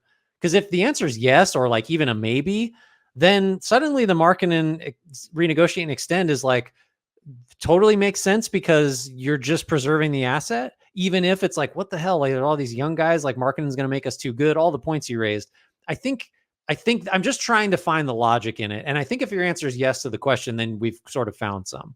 I guess my argument would be just, it's so tough with pods, Right. but I don't think if they move him next summer, let's say, I would say they're going to get at least that much.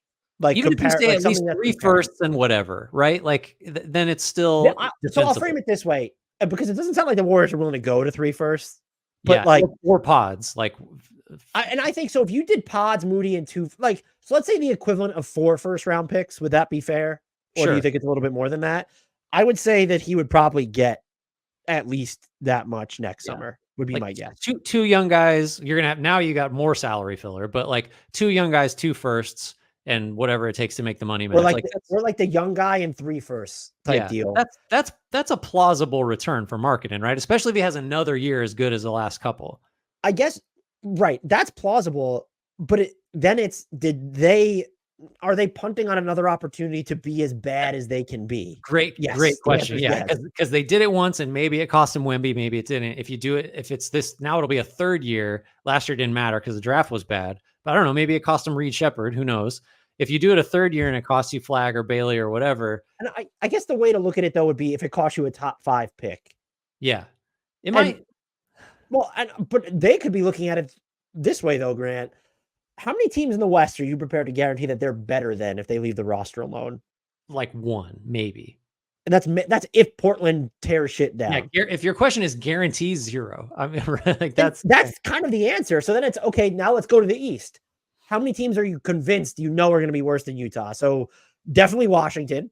Brooklyn is Brooklyn. And then it's like, okay, Detroit, maybe. That's a maybe. That's not a guarantee. And then it's just like there's Chicago, Toronto, and Charlotte floating around out there where I think you could say maybe one of those teams will be better than Utah. So we're at 4. Let's say we're prepared to guarantee 4 teams in the league. Guarantee 4 teams in the league are going to be worse than Utah. Yeah. So that puts them at 5th. And like if they need to make up a spot or 2, like that is something you can do midstream by like, hey, Colin Sexton, Jordan Clarkson take some time off. Or they could also be a team. And I think this would make me feel better about, again, this can't be part of the grade. I'm just trying to understand their logic. They could also act sooner. Like you could probably, maybe you're not getting a lot for him, but like you could move Colin Sexton in November rather than February. Right. No, I think as we're talking this out, it feels like their grade is getting higher because the marketing deal just, it doesn't seem like it's creating the confusion or the downsides that maybe it does. It looks like it does on its face. I think really like, granted, this is a weird thing to say about someone who just got, $200 and something million, but it's like, it's almost like it feels weirder for him than for Utah. Cause like, what does he want to, he said he wants to be there. That was a huge part of it, but like, he's definitely going to suffer through at least one shitty year and maybe more. And from the Jazz's perspective, it's like, cool. Like if he's down for that, great. And we'll trade him when the time's right. I go back and forth on trying to give the Jazz credit for getting Larry Markkinen on board with this versus they gave him an extra $24 million. Like right. So I feel like ultimately I'm kind of in the C+ range, I think, because the vision's hazy, but I think that their draft was above average. And I mean, Markkinen it cost you cap space this year, which you could have used to get better, like so that you weren't just like, oh, we're not going to be good enough, but we might not get a top 5 pick anyway. Yeah. So it feels like if there was more of a, like, if you, again, this is a classic team where it's like, we'll have more clarity in the regrades than we have right, which is true for all these teams, but it wouldn't shock me if that grade winds up being much lower or higher when we go back. I can't go higher than a C+ for me. I don't know where you're at. I was leaning like a B- just because I've talked myself into the Markkinen deal just making sense now. Because I think your point about like, it's gonna be really hard for them to be higher than like the 25th best team in the league. Like if you're talking about guarantees or like high confidence levels, like without Markkinen, then we're really talking about bottom 4. But with him, like he just may not be good enough to offset all the youth and all the other vets they may trade off, as along the way. So if can I talk you up to a B minus? Because now I've suddenly gotten on board with the marketing move after not. I view the Cody Williams pick as A+++. So you could probably talk me even higher. Cool. So we're going with a B minus, yeah, which was your actual grade. I'll pencil in a C+ for myself, but they're in such a bizarre spot. It's not a bad spot. Yeah, but it's not like an incredible spot. I think we just made sense of it. I think we did a good job. All right. Look at us. So, where's that Paul Rudd meme? But yes. Yeah. Oh, this is actually your Golden State Warriors. So. All right. Let's start with the most important thing they did. They traded number 52, Quentin Post, for Lindy Waters III. Look out. Actually, like Lindy Waters. Got DeAnthony Melton on a 1-year, $12.8 million deal. That's the full MLE. They are hard capped at the first apron. That was probably going to happen anyway. Got Kyle Anderson, 3 years, $27 million in a sign and trade. That was part of the Klay Thompson exit. Also, for Klay Thompson in a 2031 second round swap. Look at that. How many other 31 second round swaps were there? Also signed Buddy Hield via sign and trade. Technically, that was again priced into the mega deal for Dallas's 2031 second, guaranteed for 2 years and $18 million is Hield. $3 million in the third year is guaranteed.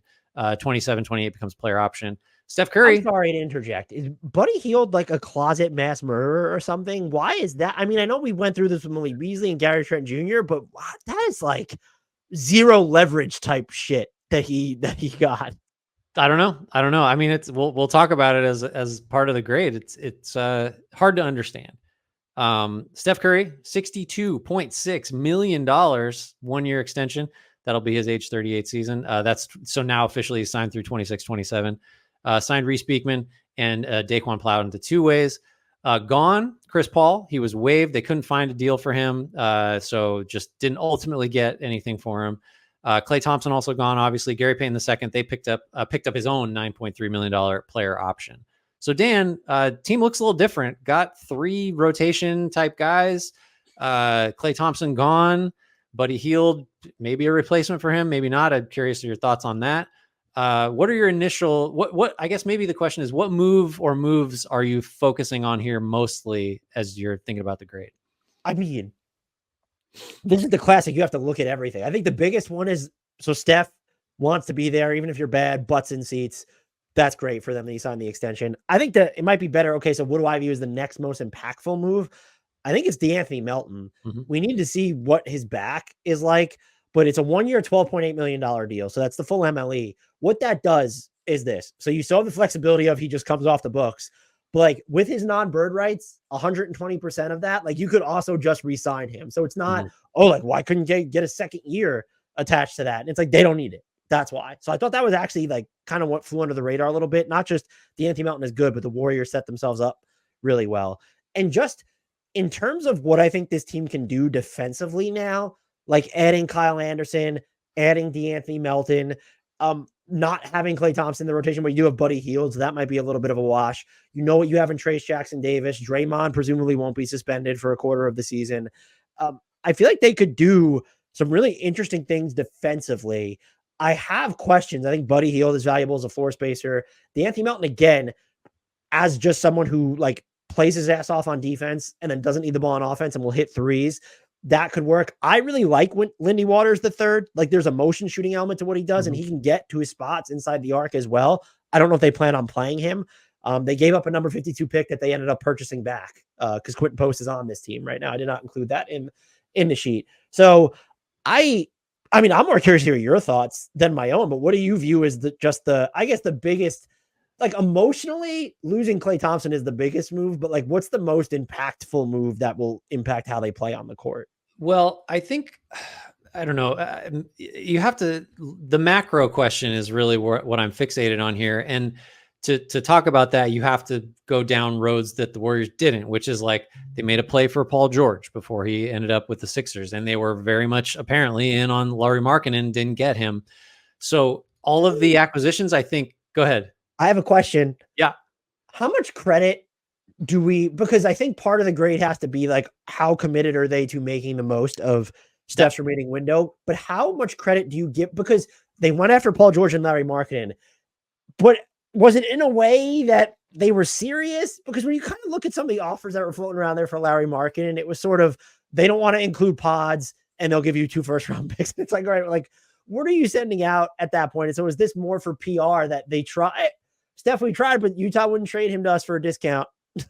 I think there's definitely a PR element. But I also think that you didn't hear a whole lot of other teams that were, that far down the road with Markkanen. So I think there was a fair amount of legitimacy to that. The issue. So how much credit do they deserve? I'm not sure. I do think they at least explored it. The problem is they didn't connect on anything. And if your issue with this team is, despite having 3 new guys on board that are all, we agree, positive value and are rotation caliber or better guys, maybe you're even better net with Melton and whatever than you were with Klay Thompson and Chris Paul. Like that's a credible argument you can make, is these 3 new guys make the roster top to bottom better than it was last year. Totally legit case to make.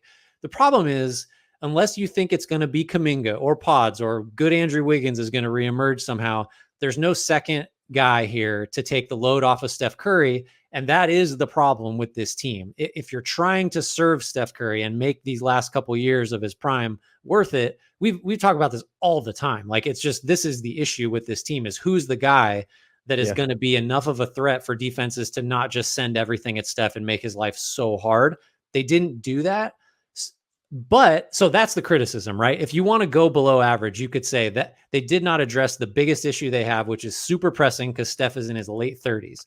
But are we sure Paul George or Markkanen at those prices would have been enough to make this a top 4 team in the West? I don't know. Like, I'm not sure. I think Paul George would have been, but there's a sustainability element to where now you've decided, like, after the next 2 years, like, we're absolutely fucked. And we're just talking about top 4 in the West, and you got this a 1-year window maybe, and you got no, like, your landing is rough after it. So like I think maybe where they deserve credit is like not getting stupid with giving up stuff that wasn't going to make them good enough. So if you're going high grade, I think that's the way you look at it. For me, more so than like, oh, I like Melton at 12.8 and I like Anderson at 9 a year. It's more just like they resisted the temptation to like do the, like, well, this is as close as we can get to the type of move we need to make, but it ain't it. Like, it's like a low key, a complicated, I think, set of calculations. Ultimately, I'm positive on the season. I'm not sure how on the off season. I'm not sure how high I want to go, because I'm super open to the idea of like, keep it simple. You have Steph. You did not get him a number 2 guy that is going to really move the needle. So take that however you want. You could also argue, I ultimately think I throw it out the window, the pursuits, because they're mostly a good thing, but you could also argue relative to the resources that they had, like, what were you actually expecting them? Like, the Paul George and Larry Markkanen opportunities were ones that kind of arose in the moment. Maybe Markkanen, we kind of always floated around for them, but like they were sort of an 11th hour entry into the Paul George sweepstakes. And it's just like they have stuff to trade, but like they don't have the most navigable books.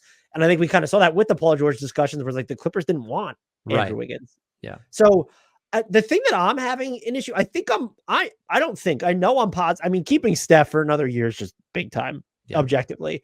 But like, I'm trying to understand the theory of Kyle Anderson on this team, because I don't know like what lineup constructions he fits into. And I know the playmaking element is just like, who is their second best passer? I mean, the 2 best, so it's Dre and Steph.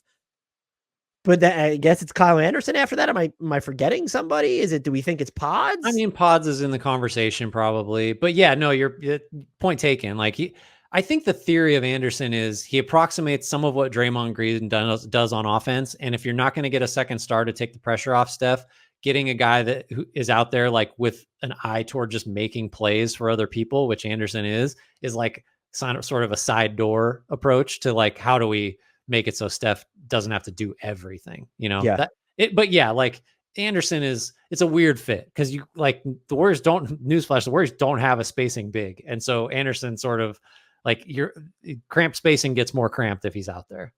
And you can't, like, he's not playing with Draymond basically.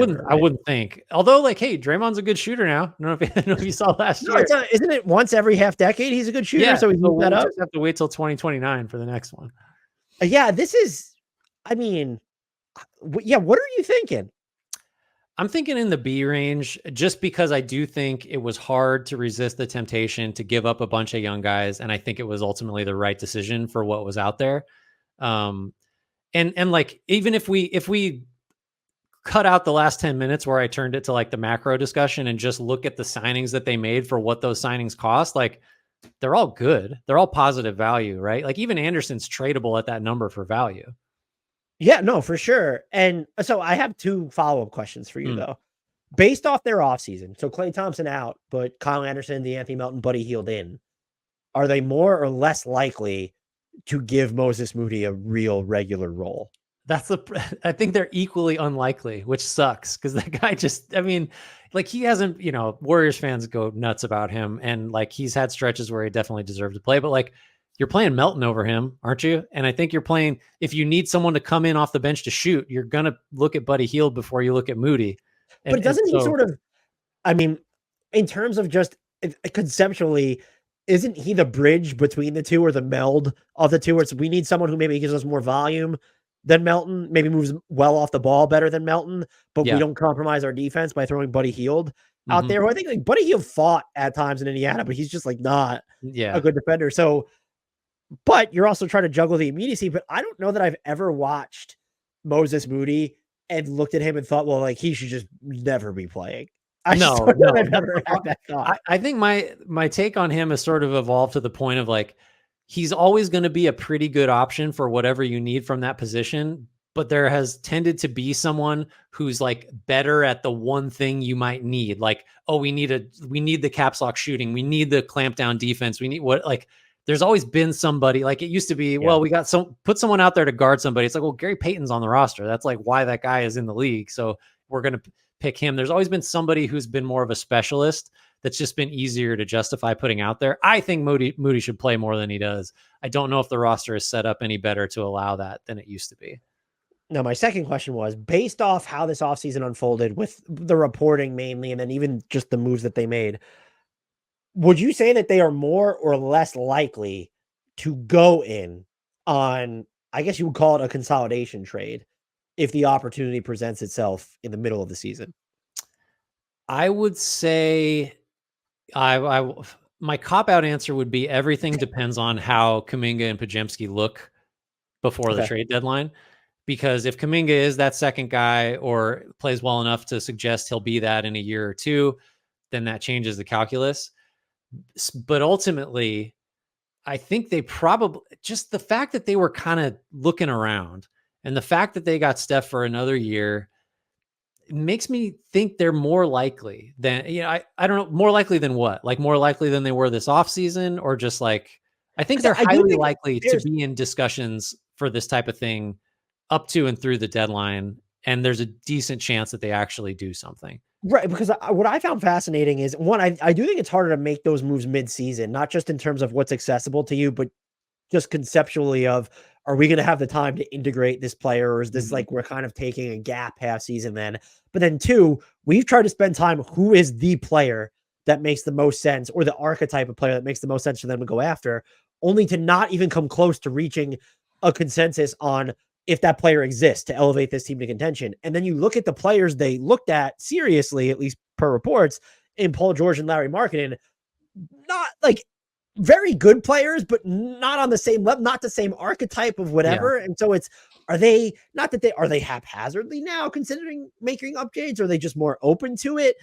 Okay, well, the guy we get, like, it's not going to be the guy necessarily that fills all the boxes, but it'll still elevate us. And so my read on it was, it does seem, and maybe we're overstating how serious the negotiations were, but maybe they're now open to the idea of, okay, we would make a big move, and we recognize that there is no perfect move out there. So we are going to, quote unquote, settle for just, okay, this works. It makes us better, but is it necessarily ideal, or does it guarantee us entry into title contention? That'll be more so a matter of course than anything that's certain. Yeah, no, I think the simplest way to put it is there was a clear willingness to explore like a huge trade, and ultimately they didn't think the guys that were available justified what they would have had to give up, and maybe that changes by February. Maybe it doesn't. I think I would say, while I do think they're still going to be very much like proactive in looking for stuff, I think they're okay with where they are, because they clearly believe in Podziemski, and I think they believe in Kuminga. No extension yet, but he is eligible. I think certainly ownership, to hear Joe Lacob tell it, is like, well, here we've got 2 all-stars ready to rock, like starting this year, in addition to Curry. I can't quite get there, but you know me, like I've been on the Kuminga train from day one, and I realize how irrational I am about it. But I'm okay as a fan with let's see what the young guys can do, and then if it doesn't like satisfy, we can start looking at other stuff again. I don't know. I'm with it. So So where are we B? ending up? I'm going B. I'll go B. I think a B is fair. The next team is your, I'm just giving them to you, Los Angeles Clippers. I don't want ownership of them, but they're actually my team to go through. So they signed Ty Lue to a 3-year, $70 million, 5-year, $70 million extension. Excuse me. Pretty good move by them. We like Ty Lue around these parts. They drafted Cameron Christie at number 46. They signed James Harden for 2 years, $70 million with a player option in 25-26. Derek Jones Jr., 3 years, $30 million. That was most of the non-taxpayer MLE. They traded Russell Westbrook, a 2030 second-round swap, and $4.3 million in cash to Utah to get Chris Dunn on a 3-year, $16.3 million deal. The final season is non-guaranteed. They signed Kevin Porter Jr. for 2 years, $4.8 million. He apparently had the leverage to get a player option. Nicholas Batum is back, 2 years, $9.6 million. That's at the biannual exception. Mo Bamba, 1 year minimum. And Ivica Zubac, just a couple days before we're recording this, 3-year, $58.6 million extension. Just for some context, that's going to be about 12 to 13% of the salary cap moving forward. PJ Tucker picked up his $11.5 million player option. And Paul George, Grant, I don't know if you heard, but he left and signed with the Sixers. Whew, what do you, so yeah, take it away. So the issue that I have is like, I like several of the things they did. I don't understand drawing a line on Paul George where they did, and then going and giving Harden more money. And like, you're obviously willing to spend in general. I know it's not a salary cap situation because it's a coach, but you give Lou the extension. You give, now Zubac is a salary cap situation because he's on the roster. You give him the money. Like, you go sign Batum, you bring on Chris Dunn for more than I thought he would get, even though I like him.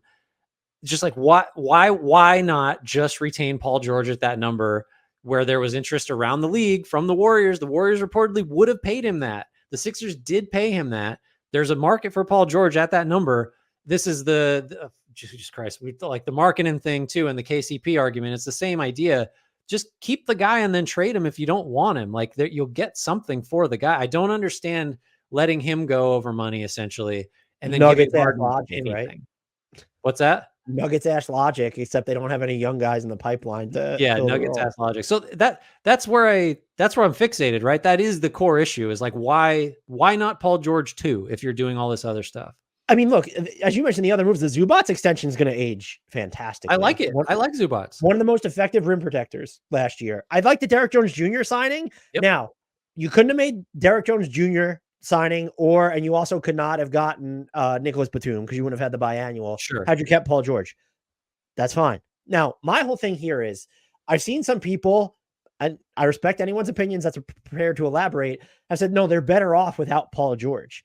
You already hit the nail on the head when you said, then you trade him later, or I'll take it one step further. If you, from the moment you extended Kawhi, if you weren't prepared to give George the exact same deal, which he said, and which other reporters have confirmed he was willing to take in the middle of the season, you should have traded him. Mm-hmm. It's inexcusable. You don't get to hide behind the second apron when we know that you offered him a deal that still would have put you in the second apron. So the thinking would have been what? He's on the books for an additional year over Kawhi? Trade him. Or it's like maybe Kawhi's still on the books at that point if he signs another contract. I don't understand the rationale now here at all. The only way that I think you could go back and say that you understand it in a regrade situation would be, do they find takers for Kawhi Leonard and James Harden and get assets for that and begin anew? Here's my issue. You still could have traded Paul George and gotten assets. And I'm not even saying the Warriors deal. Given the direction that they headed, I understand why you wouldn't have like if you had Andrew Wiggins on the books through all this, I'd be like, I'd been even more confused as to why not just pay Paul George the extra. Right. Yeah, okay, it's like double the money, but like I'd rather have Paul George at double the money. So why is this anything like you can like, I guess you have to ask, I'll frame it this way. You have to ask whether, let's look at the moves that we like. The Chris Dunn edition, I think, is good. Mm-hmm. I like the Derek Jones Jr. edition. The Nick Batum getting him back, good. Ivica Zubac's extension, great. The Ty Lue extension, you could have done either way. So let's actually look at the moves that you couldn't have made, like had you kept Paul George. So can Derek Jones Jr. and Chris Dunn and Nicholas Batum, how much do they offset the F minus that they deserve for the way they handled the poor Paul George situation? Good framing.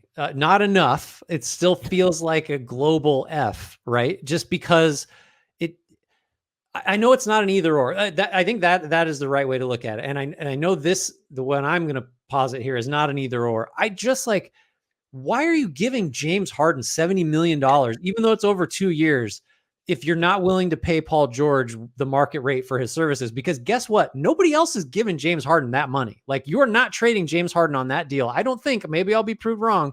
Nobody views him as a positive. Like, I just like, who wants a part of this? Like, you don't have to spend that on him and then not Wiggins in a first and Wiggins, Looney in a first for James Harden.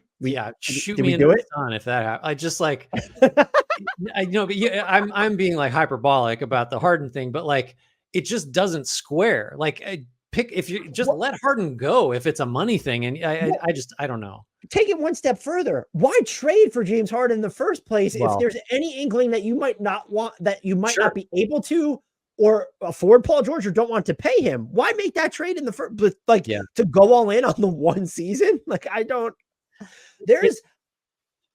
still think like the Zubats and Ty Lue extensions help, but I think the grade overall just has to be an F because there were so many missteps then leading up to this point and it wasn't like they needed to see how, like, no, you knew at bare minimum, once Kawhi Leonard put pen to paper on his extension, like you kind of knew. And I guess his extension, it came after the trade deadline, right? But like you knew the numbers like that were floating around out. Yeah. Like my point is the extension didn't happen overnight. Like these were negotiations that were ongoing. And so if you weren't ever prepared to give Paul George at least 3 years at the max, why was he still on your roster past the trade deadline then? Well, and like just on the timing element of it, they were both extension eligible before the season started. And I think we gave the Clippers good grades because they didn't extend them ahead of time.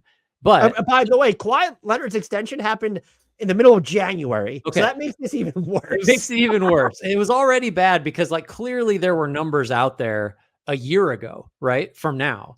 And like, it would be insane to think that like George and his representation and Leonard and his didn't know like kind of where the numbers were going to be as far as extension offers. And then the fact that Kawhi signed his before the deadline and then they don't trade George. Cause at that point you must know because we talked about it. Like, well, that's a little weird that George hasn't signed an identical extension yet, right? Like, that's strange. It means the Clippers don't value him the same way. So fucking trade him.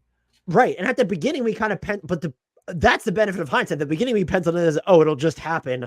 But then it got to a point where like, what are they negotiating? And so and the stuff that they offered him was borderline stupid. What was it? Like the extension, and then we'll give you 2 for $60 if you pick up your player option. Yeah, that was coming through him though. And it felt a little weird, like, but point taken, like, so it's just an F. And that's with liking a lot of what they did outside of but the George thing just feels egregious, and it's a little risky to pin so much of the grade on one move, but like it doesn't make sense to me from any perspective.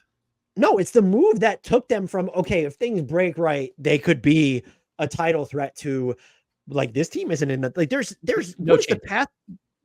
Like, are they in the top 6, top 8? Like, what's their best case outcome is playing? Yeah. Yeah, no, it's got to be an F. Like, you just can't mess up the big stuff like this. Next team, they have a little bit fewer moves to grade. So your Los Angeles Lakers. All righty, mine. I'll take them. So they fired Darvin Ham, replaced him with JJ Redick after a dalliance with some other coaches. It ends up being Redick 4 years for $32 million for him. Don't really care about the numbers, but that's what it is.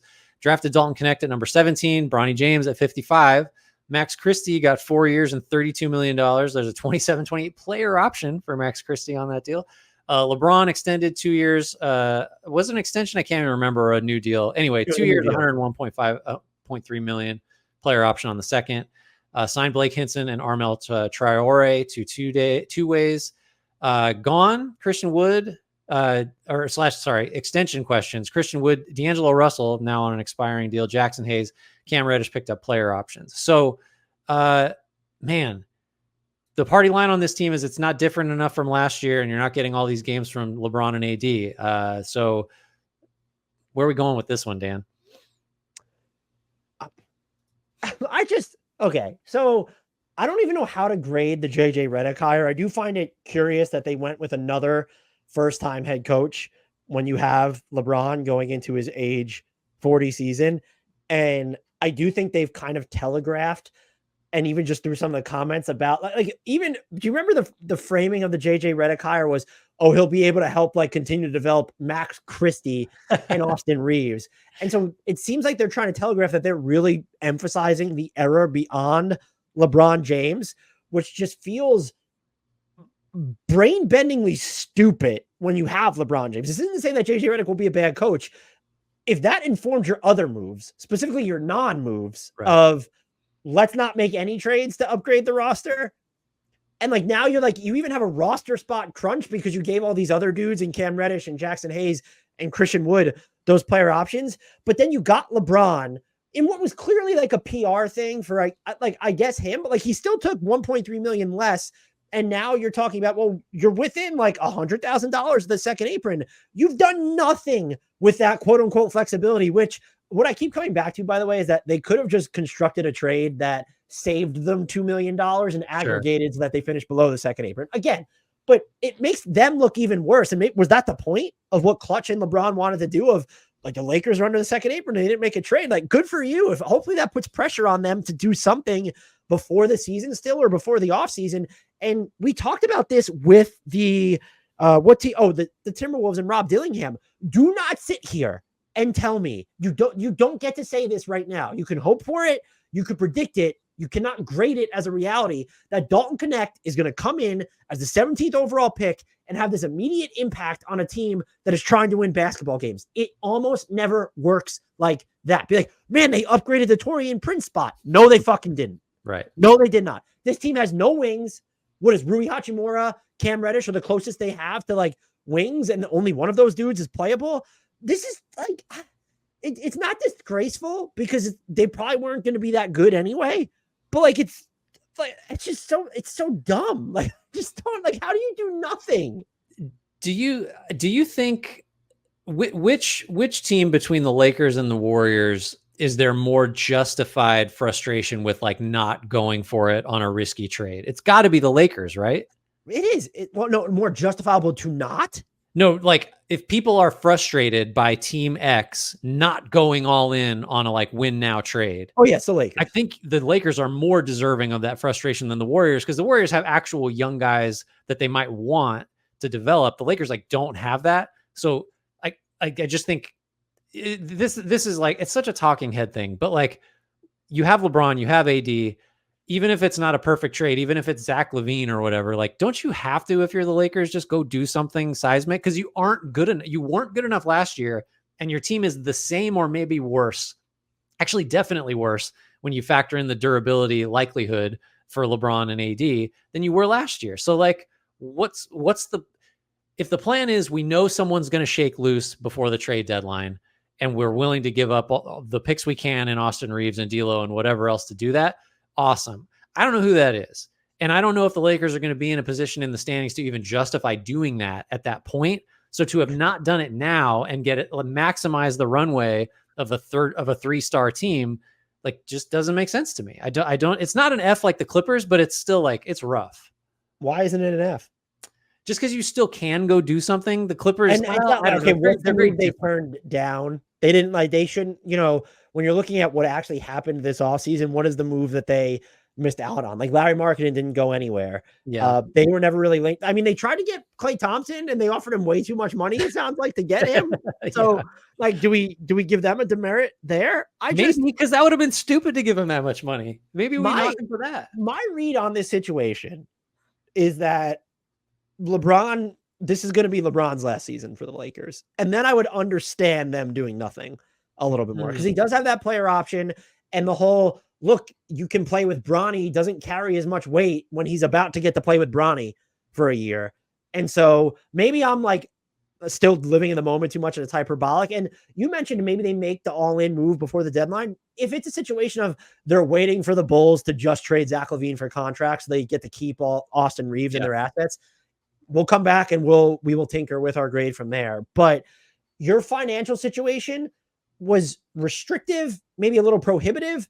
It was not unnavigable, and you did nothing with it. And so like, that's I'm going to ask, what do you like about their all right, Dalton Connect at number 17 makes sense for what they need. But we've talked about how, unless we feel passionately about draft picks being wrong or right or steals, how do you grade them as such there? So like, this is at minimum a D-. I mean, you're right. You're right. If there's nothing at maximum a D-, is that actually the correct way to phrase it?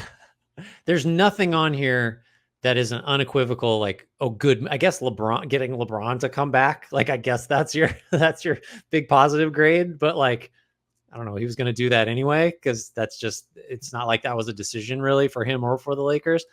Yeah, I don't know. Maybe it is an F. Should it just be an F? We've had too many Fs lately. It's so tough because it's okay. Well, what is the move that they passed on? Like they don't have the S's to go create your own. Well, DeJounte Murray was probably someone they could have gotten unless the Hawks didn't want like the Lakers picks, which when you look at the Pelicans picks that they gave up, I guess the Hawks got one of the Lakers picks anyway next season. Right.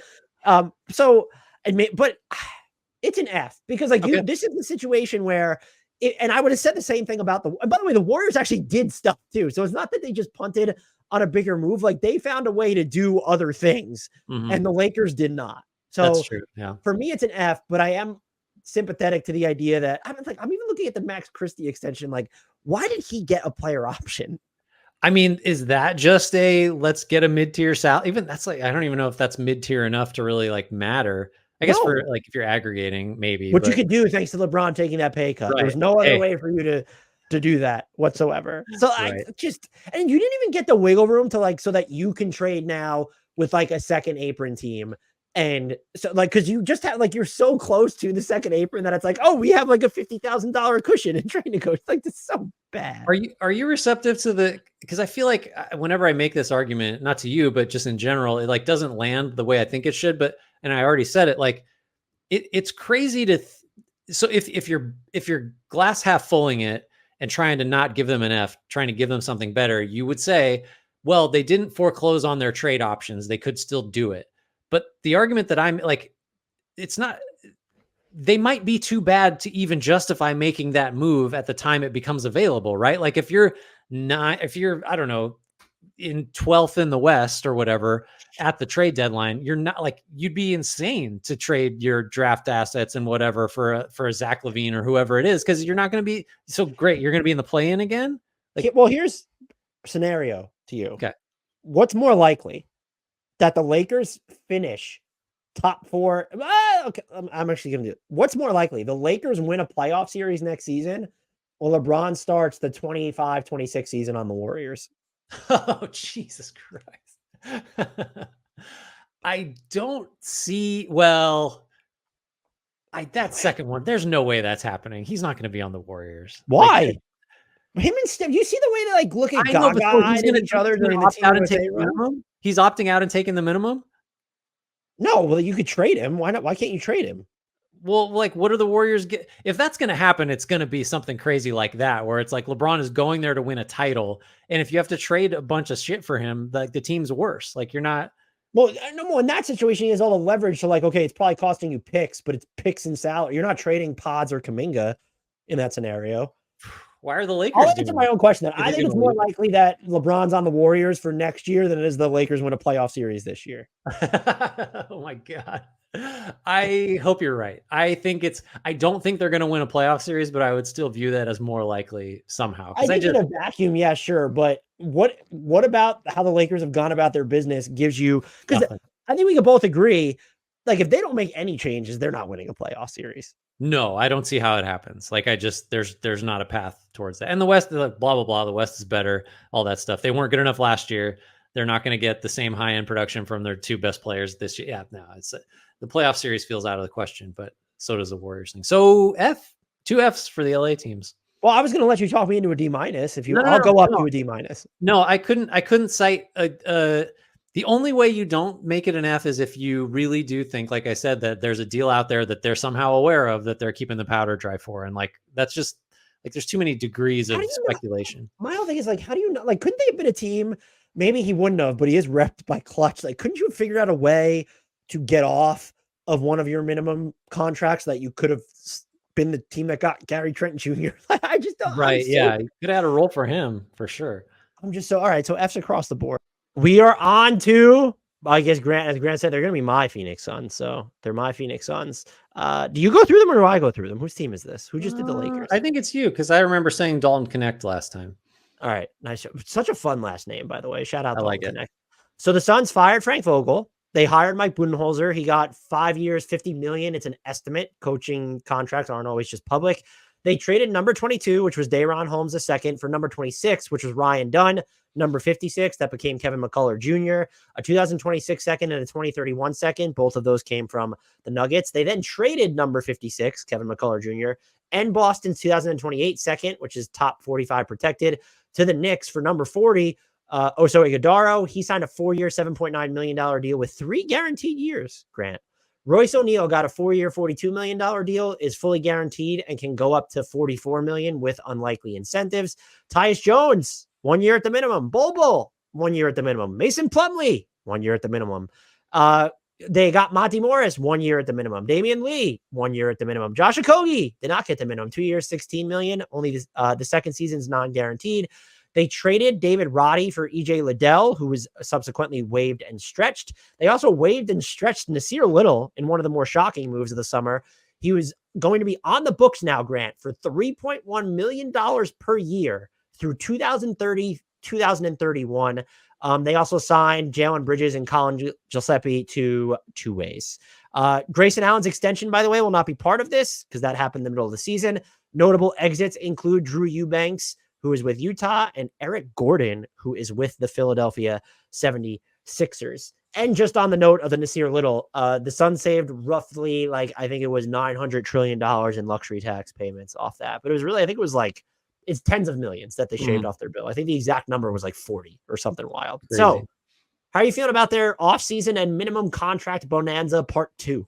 This is the genesis of my concerns about overvaluing minimum contracts. But I would say Tyus Jones specifically is not your run-of-the-mill minimum guy. Like, that is just like, I don't know, mid-tier to low-end starter at a position they desperately needed. So huge win to get him at the minimum. I love Budenholzer over Vogel. I think that was probably not an easy decision to make because they'd kind of been jumping through coaches fairly frequently, it feels like. I just think he's an upgrade. And then, you know, again, ultimately, this is just a team that didn't have a lot of options because they've just painted themselves into a corner financially and in terms of their trade assets and all this other stuff. So, like, this is just still really good for what they had available to them, Jones in particular. And then, like, the O'Neal thing, 4 years, 42. I thought maybe they'd go higher just to have like a salary to trade. But so that almost seems like kind of what O'Neal is worth, or it's not way out of step with it. And he's still tradable at that number if they find someone that makes more sense. Yeah, I'm mostly positive on it. I'm not going to telegraph my grade yet, but like, even if I don't go crazy on the minimums and the values there, because even like Plumlee and Bol are like, I don't know, I like it at a minimum. Both of those guys could actually give you something. Mostly, and Monte Morris, obviously, too. Mostly positive, I think. I'm leaning positive, so above a C, but I'm curious how you feel about it. I'm pretty positive on it. I mean, Monte Morris differs from what they did last year in the sense that this was very clearly someone who is not a minimum level player taking a discount. Tyus Jones, you mean? Tyus Jones, yeah, sorry. So Monte Morris is that guy. Yeah, he which is a bummer because he didn't seem like he was that guy a couple of years ago. Yeah. I guess I don't know if it confuses me, but concerns me is it does exacerbate the non-wing situation of it all, where it's okay. I know they have Okogie and Royce O'Neal and Damian Lee, but like, what is this team's like closing units look like now? Like, starting is whatever, but so if we assume that Beal, Booker, and Durant are locks for a closing lineup or your core lineup, Tyus Jones, I'm assuming, okay, we know he's starting. I'm assuming he doesn't come to Phoenix if there isn't at least a distinct possibility that he will have the opportunity to play in those higher stakes situations. Mm-hmm. And now it's all right. So Tyus Jones, Devin Booker, Bradley Beal, Kevin Durant, who was fantastic defensively for like half the year last season. Like, you don't want him shouldering that defensive load again. Like, who is it? Nurkic, who was better defensively than we expected? Is it Bol, who had like in spot minutes was pretty good around the basket for them later in last year? Is it Royce O'Neal? And like, you're just like Kevin Durant, you're big. I like, and I don't know what else. I guess the problem there is, well, what were they supposed to do to clarify this at all with the resources that they had? So like, from a pure value perspective, they did a really good job. I just don't know, like the Josh Okogie deal specifically is built to trade. I think with Royce O'Neal, that was almost built to trade down the line, because I don't know that teams that are selling are going to want Royce O'Neal for the next, 4 years, 3 years after this season on their books. And so I look at the Josh Okogie number as like, okay, that's I think they gave him an $8.25 million starting salary. That's the money they could take back. Mm-hmm. And that's the kind of player I'm looking at as, right, they're going to try and use him to upgrade their roster. Like, again, still, and it's still just, it fascinates me, puzzles me that this team was 12th in defense last year. And you look at some of the stuff they did well. Again, Kevin Durant was great. Nurkic was solid around the basket. They did things like after they missed shots, like they were back. They were back and set on defense. That certainly helped them. They probably got a little lucky on opponent shooting. I think opponents only shot 36% on corner threes against them. But I look at this team, and I know maybe they have a better coach or more inventive one in Mike Budenholzer. I don't know that I see a pathway to them being 12th in defense again. And like, but again and again and on again, times again, what else were they supposed to do this offseason that would have made me feel better? So relative to their resources available, I don't think it's just, oh, we have to view it as positive. It's, if we're going to talk about teams not willing to spend into the second apron, I know they waived Nasir Little and they're saving tens of $millions in luxury tax off that, but there's a real financial outlay to paying both Josh Okogie and Royce O'Neal more money than perhaps they're worth to other teams on an annual basis. Yeah, I think, look, we've been trying to be consistent with rewarding a team to whatever extent it can, pursuing like the goal. And for the Suns, the goal is like winning today, like now. And given what they had at hand, like this is about as well as they could have done, right? Like what was there? They couldn't have gone and used roster exceptions to sign guys. They couldn't make, unbalanced trades. They couldn't go do all this. So like maybe overspending on O'Neal and Okogie is the best they could do. And then offering what they could, like offering a playing time bonus to someone like Tyus Jones to like break the tie between them and a bunch of other minimum offers. Like, I mean, that's all you could do. So, I mean, I still can't go into the A range just because that feels too high, but I don't know. This is like a solid B. It feels like, I mean, especially if you really think Budenholzer is better than Vogel, which like I kind of do. So, I mean, I don't know. I just don't know what else you really realistically would have wanted the Suns to do. Unless you really thought like blow the whole thing up, start over, which is just like, couldn't do that. It's too unwieldy. It couldn't have been done. Do you think they're prepared to bring Bradley Beal off the bench or sit him in crunch time? Well, actually, in answer to your question, I think ultimately, I don't think Tyus Jones maybe should close that much, because I think you probably want O'Neal out there in the center would be my guess. So, but he's on the minimum. So if he's upset, like, oh, well, like you're not going to be back here next year anyway. So we tried. We have Monte Morris. If he's healthy, he's pretty close to what you are. So here's what I'm struggling with as to why, if we're doing this relative to resources, why is it only a B? Yeah, just I don't have a great answer other than like it just feels like you can't give them an A because there's not like a crazy move here. But you're right. Like it would be kind of inconsistent of us to not give them some kind of A. I'd probably go like an A or an A minus. Maybe we settle on a B plus, because I think what's tough here is like you didn't need. I mean, you wanted a roster spot, but like you didn't need to waive and stretch Nasir Little. Like, I mean, it could have been playing though, like it. But now there's just that $3.1 million hit on your book. So like that, to me, I viewed that as more of a money saving move than like, oh, we need to do this to create the roster spot. Yeah. No, because you could have just signed like one fewer minimum contract then, or waived a minimum contract that you already signed. Yeah. I think that's fair. I mean, I'd be willing to go up to a B plus. I think that's totally. I mean, maybe that's even underselling it. I don't know why I bump. Maybe because like ultimately, I think I don't like the position they're in overall. But that's a criticism of the last couple off I seasons, think I'm and that's actually not fair. higher. Like I feel pretty good about them leading into this season. Like I'm just assuming there's going to be no Kevin Durant drop off, and that's just like But I think they feel a little bit more evened out right now. But this will be fascinating to regrade because my guess is, I mean, would you be fairly surprised if Josh Okogie's spot just turns into like if he's just on this team past the trade deadline? I feel like I'd be fairly surprised it seems because they like if it, can't even if he hits his corner threes. Like we've seen this movie before. It's right. like they can't like oh like he's going to be ready for the playoffs. No, like you don't get to play that card anymore. Yeah. No, I think but then that's the point of that salary is it's move, it's something you can trade to someone for something and it's non-guaranteed in the second year. So, whatever. Yeah, I don't know. Maybe you're making me feel like I'm being unfair and not giving them. No, I don't think you're being. They did put themselves in a situation where they could. So you could also look at it as like you couldn't just give. Like you could do some spicier things in theory if Josh Okogie was making more or Royce O'Neal was making more. Maybe again the 4-year commitment with O'Neal that takes him through his age 34 season. I don't know how appealing that will be to teams that aren't looking like it's just guaranteed. So I don't know how appealing it'll be to teams that aren't looking to win. But Mhm. like you could have just paid Josh Okogie more and eaten the cost there. Like that, I think that's a fair criticism of, oh, cool. You could take back an $8.25 Yeah. million player. Yeah. Dope. Right. So what are we going? B plus? Yeah, let's go B plus. This might have been the quickest team. They had a lot of stuff done, but I think they upgraded the coaching spot. And by the way, I will say, do I need to push for an A minus? They got a lot of traction out of um number 22, right?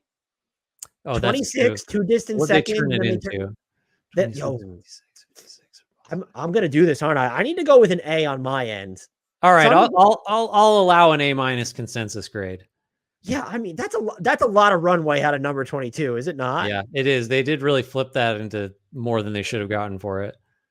And they All right. probably knew De'Ron Holmes was going to get hurt too. So that, if they knew that, then even I better. will say I'm a little uncomfortable with how many people think that, and I don't know, I'm sure we fall into this trap too sometimes, but that think that either Ryan Dunn or Iguodala is going to answer some immediate questions for them No, next season. not doing it. I don't see it offensively from Dunn specifically. Yeah. So all right, we are on to wow, it's our final team, Grant. Pour one out for the 2024 offseason regrades as we end with your Sacramento Kings. All right. I'll take him. Mike Brown. After remember that little hemming and hawing, like, I don't know, is ownership going to do it? 3 years, $30 million extension. Good for him. Drafted Devin Carter at number 13. Left shoulder surgery means that pick is not going to help them for a decent amount of time. Traded Sasha Vezenkov, Davion Mitchell, number 45, which was Jamal Shed, and Portland's 25 second to the Toronto Raptors for Jalen McDaniels. Jalen with an L, not Jaden with a D. Big difference there. Got Malik Monk back for 4 years, $78 million. That's the most they could give him. 27-28 is a player option. That'll be his age 29 season. Got DeMar DeRozan, 3 years, $73.9 million. $10 million of that is guaranteed for the third year of the deal.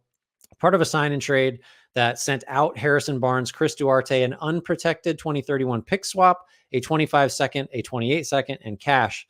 Alex Len, Jordan McLaughlin, Orlando Robinson in on 1 year minimums, signed Isaac Jones and Isaiah Crawford to 2 ways. So, Dan, this to me is not just about DeMar DeRozan and how that all fits, because the Monk signing was a big deal. Locking down Mike Brown was a big deal. Even the Jalen McDaniels trade, like in theory, that kind of addresses a player type need that they had. So I don't know. I hate to throw it to you broadly with what are you thinking here, or do you want to start with DeRozan? Because for me, this does actually, I was going to just say like circle back to the DeRozan thing. Does the offensive boost theoretically offset the defense? Like where do you want to start? I'm happy to discuss whatever aspect you'd like to. How do you grade the Mike Brown extension when they so clearly bungled negotiations? Where would that leak? And then just to sign him like the next day or whatever it was. There's just a little bit of Kangs in there still. Just a little bit of Kangs. They haven't gotten rid of all of it yet, is what I'd say about that. So getting to keep Malik Monk, I think it's good that they were willing to pay him, but I think it was clear that the market wasn't going to. So I just view that as I'm like maybe it's slightly above average in this, but like he wasn't getting that money anywhere else. It became Doesn't very seem clear. like it. He's a good player though, and like Oh yeah, the passing off of drives is insane. it's a totally fine deal. I guess So maybe in conjunction with getting DeRozan, you might say like, well, now we're really overkill on like offense first guys, well, but just in a vacuum, that deal's fine. Spoiler alert, I asked Greg Wissinger this for the Kings look ahead that hasn't been published yet. If Malik Monk technically becomes a trade asset now because you have DeRozan, and he said no, and they do provide very different skill sets, but I mean, you have DeRozan and Malik Monk and De'Aaron Fox on this roster. You have to play Keon Ellis now.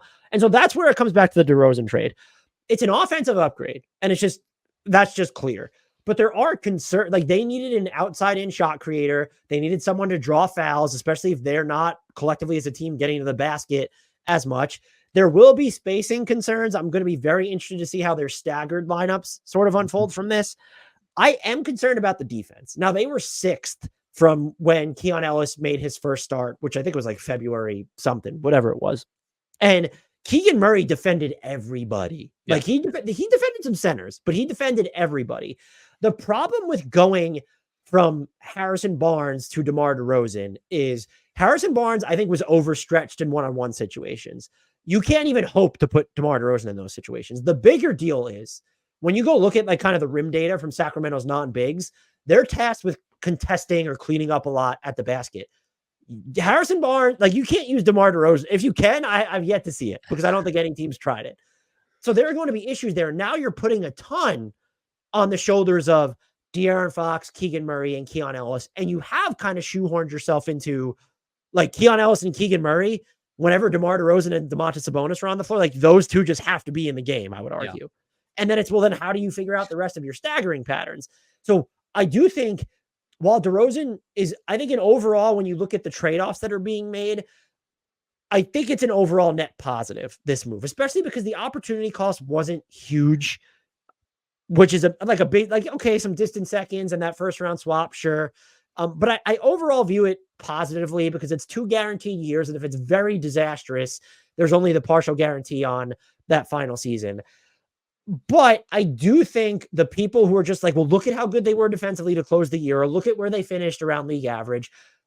I think even with the improvement of Keegan Murray and having Keon Ellis, that it might be harder to replicate that success. And you now have to get into the nuts and bolts of, is the offense going to be better enough closer to 22-23 when they had basically the best half court attack in the league? And then that dropped to basically league average last year. Have you done enough to improve that to offset any defensive regression that you're going to withstand? I don't know the answer to that question. But even now, when I sit here and say like, the move is like, all right, they need to kind of trade for maybe another defensive type of wing. Like that is, it's not going to be someone who's like, your core lineup is just set. It's Keegan Murray, Domantas Sabonis, De'Aaron Fox, DeMar DeRozan. And then it's okay. If you want to get someone who's better than Keon Ellis, that might be where your wiggle room is. Yeah. No, I think where I land is ultimately the overall talent on the team is greater. The defense is going to be a real issue because DeRozan is a bad defender and he's taking over for one who wasn't as bad in Harrison Barnes. I don't think Barnes at this stage of his career is like a good defender, but DeRozan is like historically just one of the worst at the position. So I think, and please, I'm sorry to interject. Do not cite, not you. Nobody cite DeMar DeRozan's individual defensive rating. I beg you. No, I don't. Not. He got to play with Alex Caruso. He got to play with Ayo Dosunmu. Yeah. I and Patrick Williams there. There's an individual defensive rating is just, it shouldn't even be a thing. I don't think. I agree.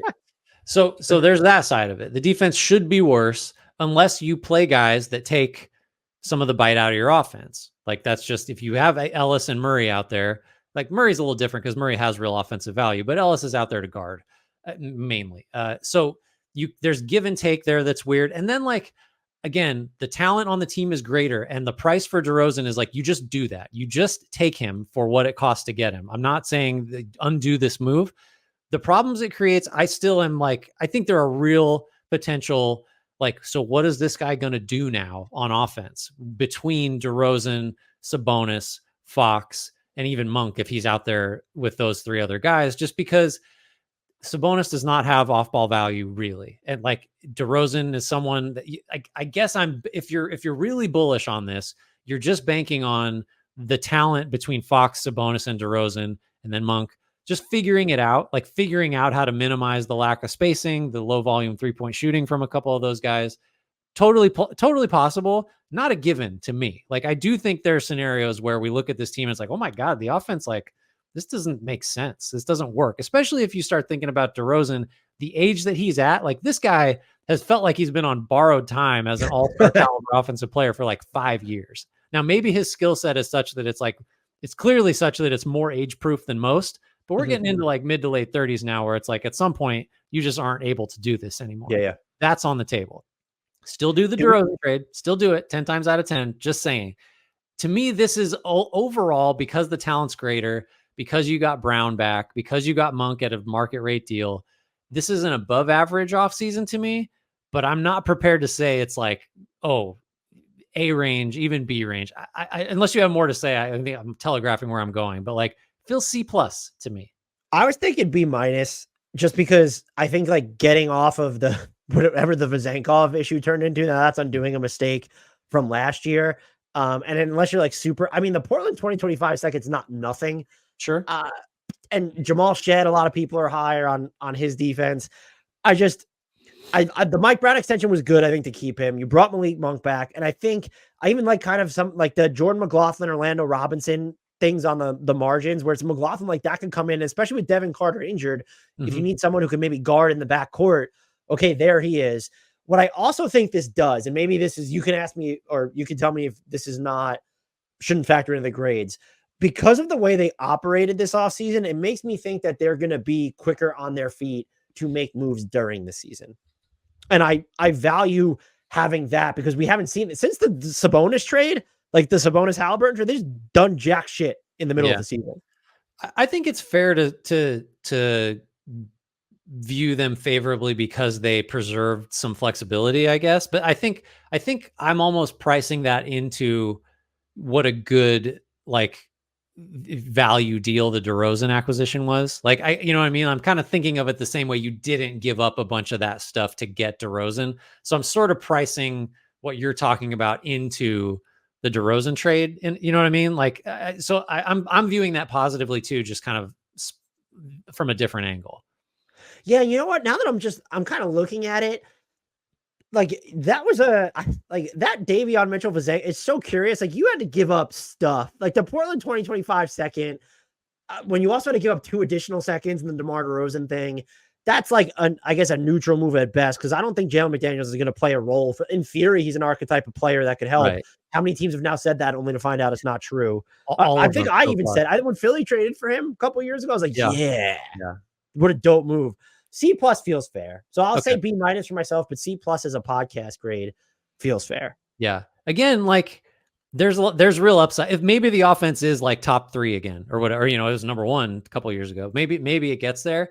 It's just like, I don't think it's reasonable to say because we added a 25 points per game score, like our offense is great now. It's like, it's a little more, the fit is a little more complicated than that.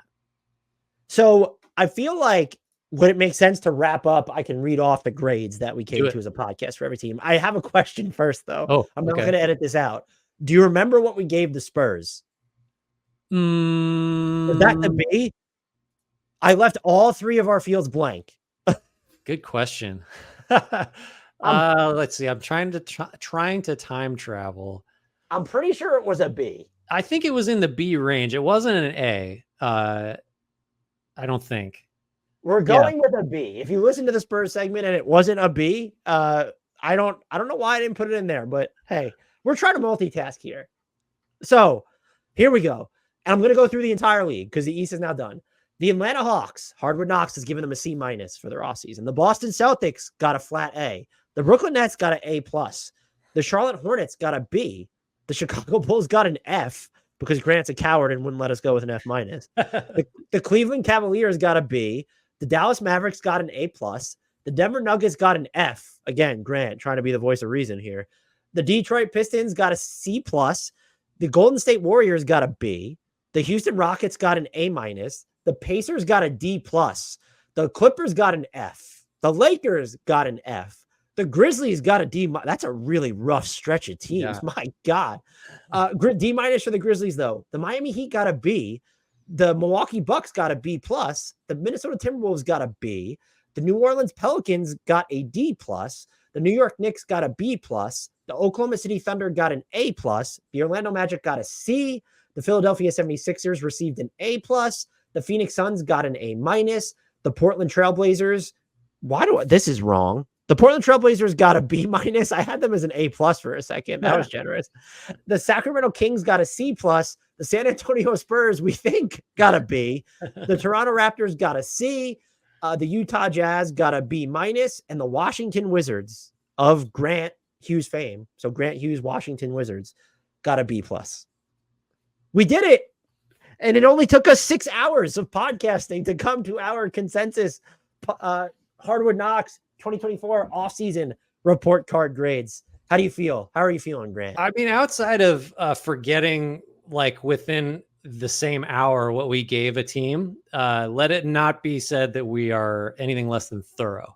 I hope it's not a B. I hope we gave them like a C+ or something. And it's not even I really hope we're way off. Yeah, I really hope so. Just because I feel good. I feel like, I already can see like there's 3 or 4 teams that the regrades are going to be really, really interesting. But yeah, I feel good. I feel like we're ready for the season now. It's we got like almost 2 months. You want to go back and regrade our regrades of the 2022 offseason? Kind of. Let's just see what happens. We'd be really accurate by now. By the way, I think this is going to be the first time you and I have put out a 3-hour podcast, like single episode. So here's hoping that it does more than 5 views / downloads. Are you ready to take us out of here, though? Yep. I don't know how you probably couldn't be. I got another hour. I really want to talk about so thanks everybody for watching, for listening. 3 hours. Good for you if you made it through the whole thing and didn't just listen to your team. But we love you too if that's all you did. I would do the same thing probably. Remember, rate, review. Dan dislikes that. I'm just trying to be honest with the audience. I look at a 3-hour podcast and I'm like, how sick am I? Says the guy wearing a matching Proud Sicko shirt with his fellow inmate asylum on the screen. Thanks for watching. Thanks for listening. Rate, review, subscribe, tell your friends, tell your enemies. Join our Discord. Check out our merch. Dan and I are wearing it right now for you. The hat is behind me, right on my little shelf. Oh, what if I put the hat on too? Man, you should throw it on right now. There's it. See, I gotta reach for it. There it is. Found it. The hat's on. Tell your friends, tell your enemies. Shouts, Frank. Apologies, Jared Allen.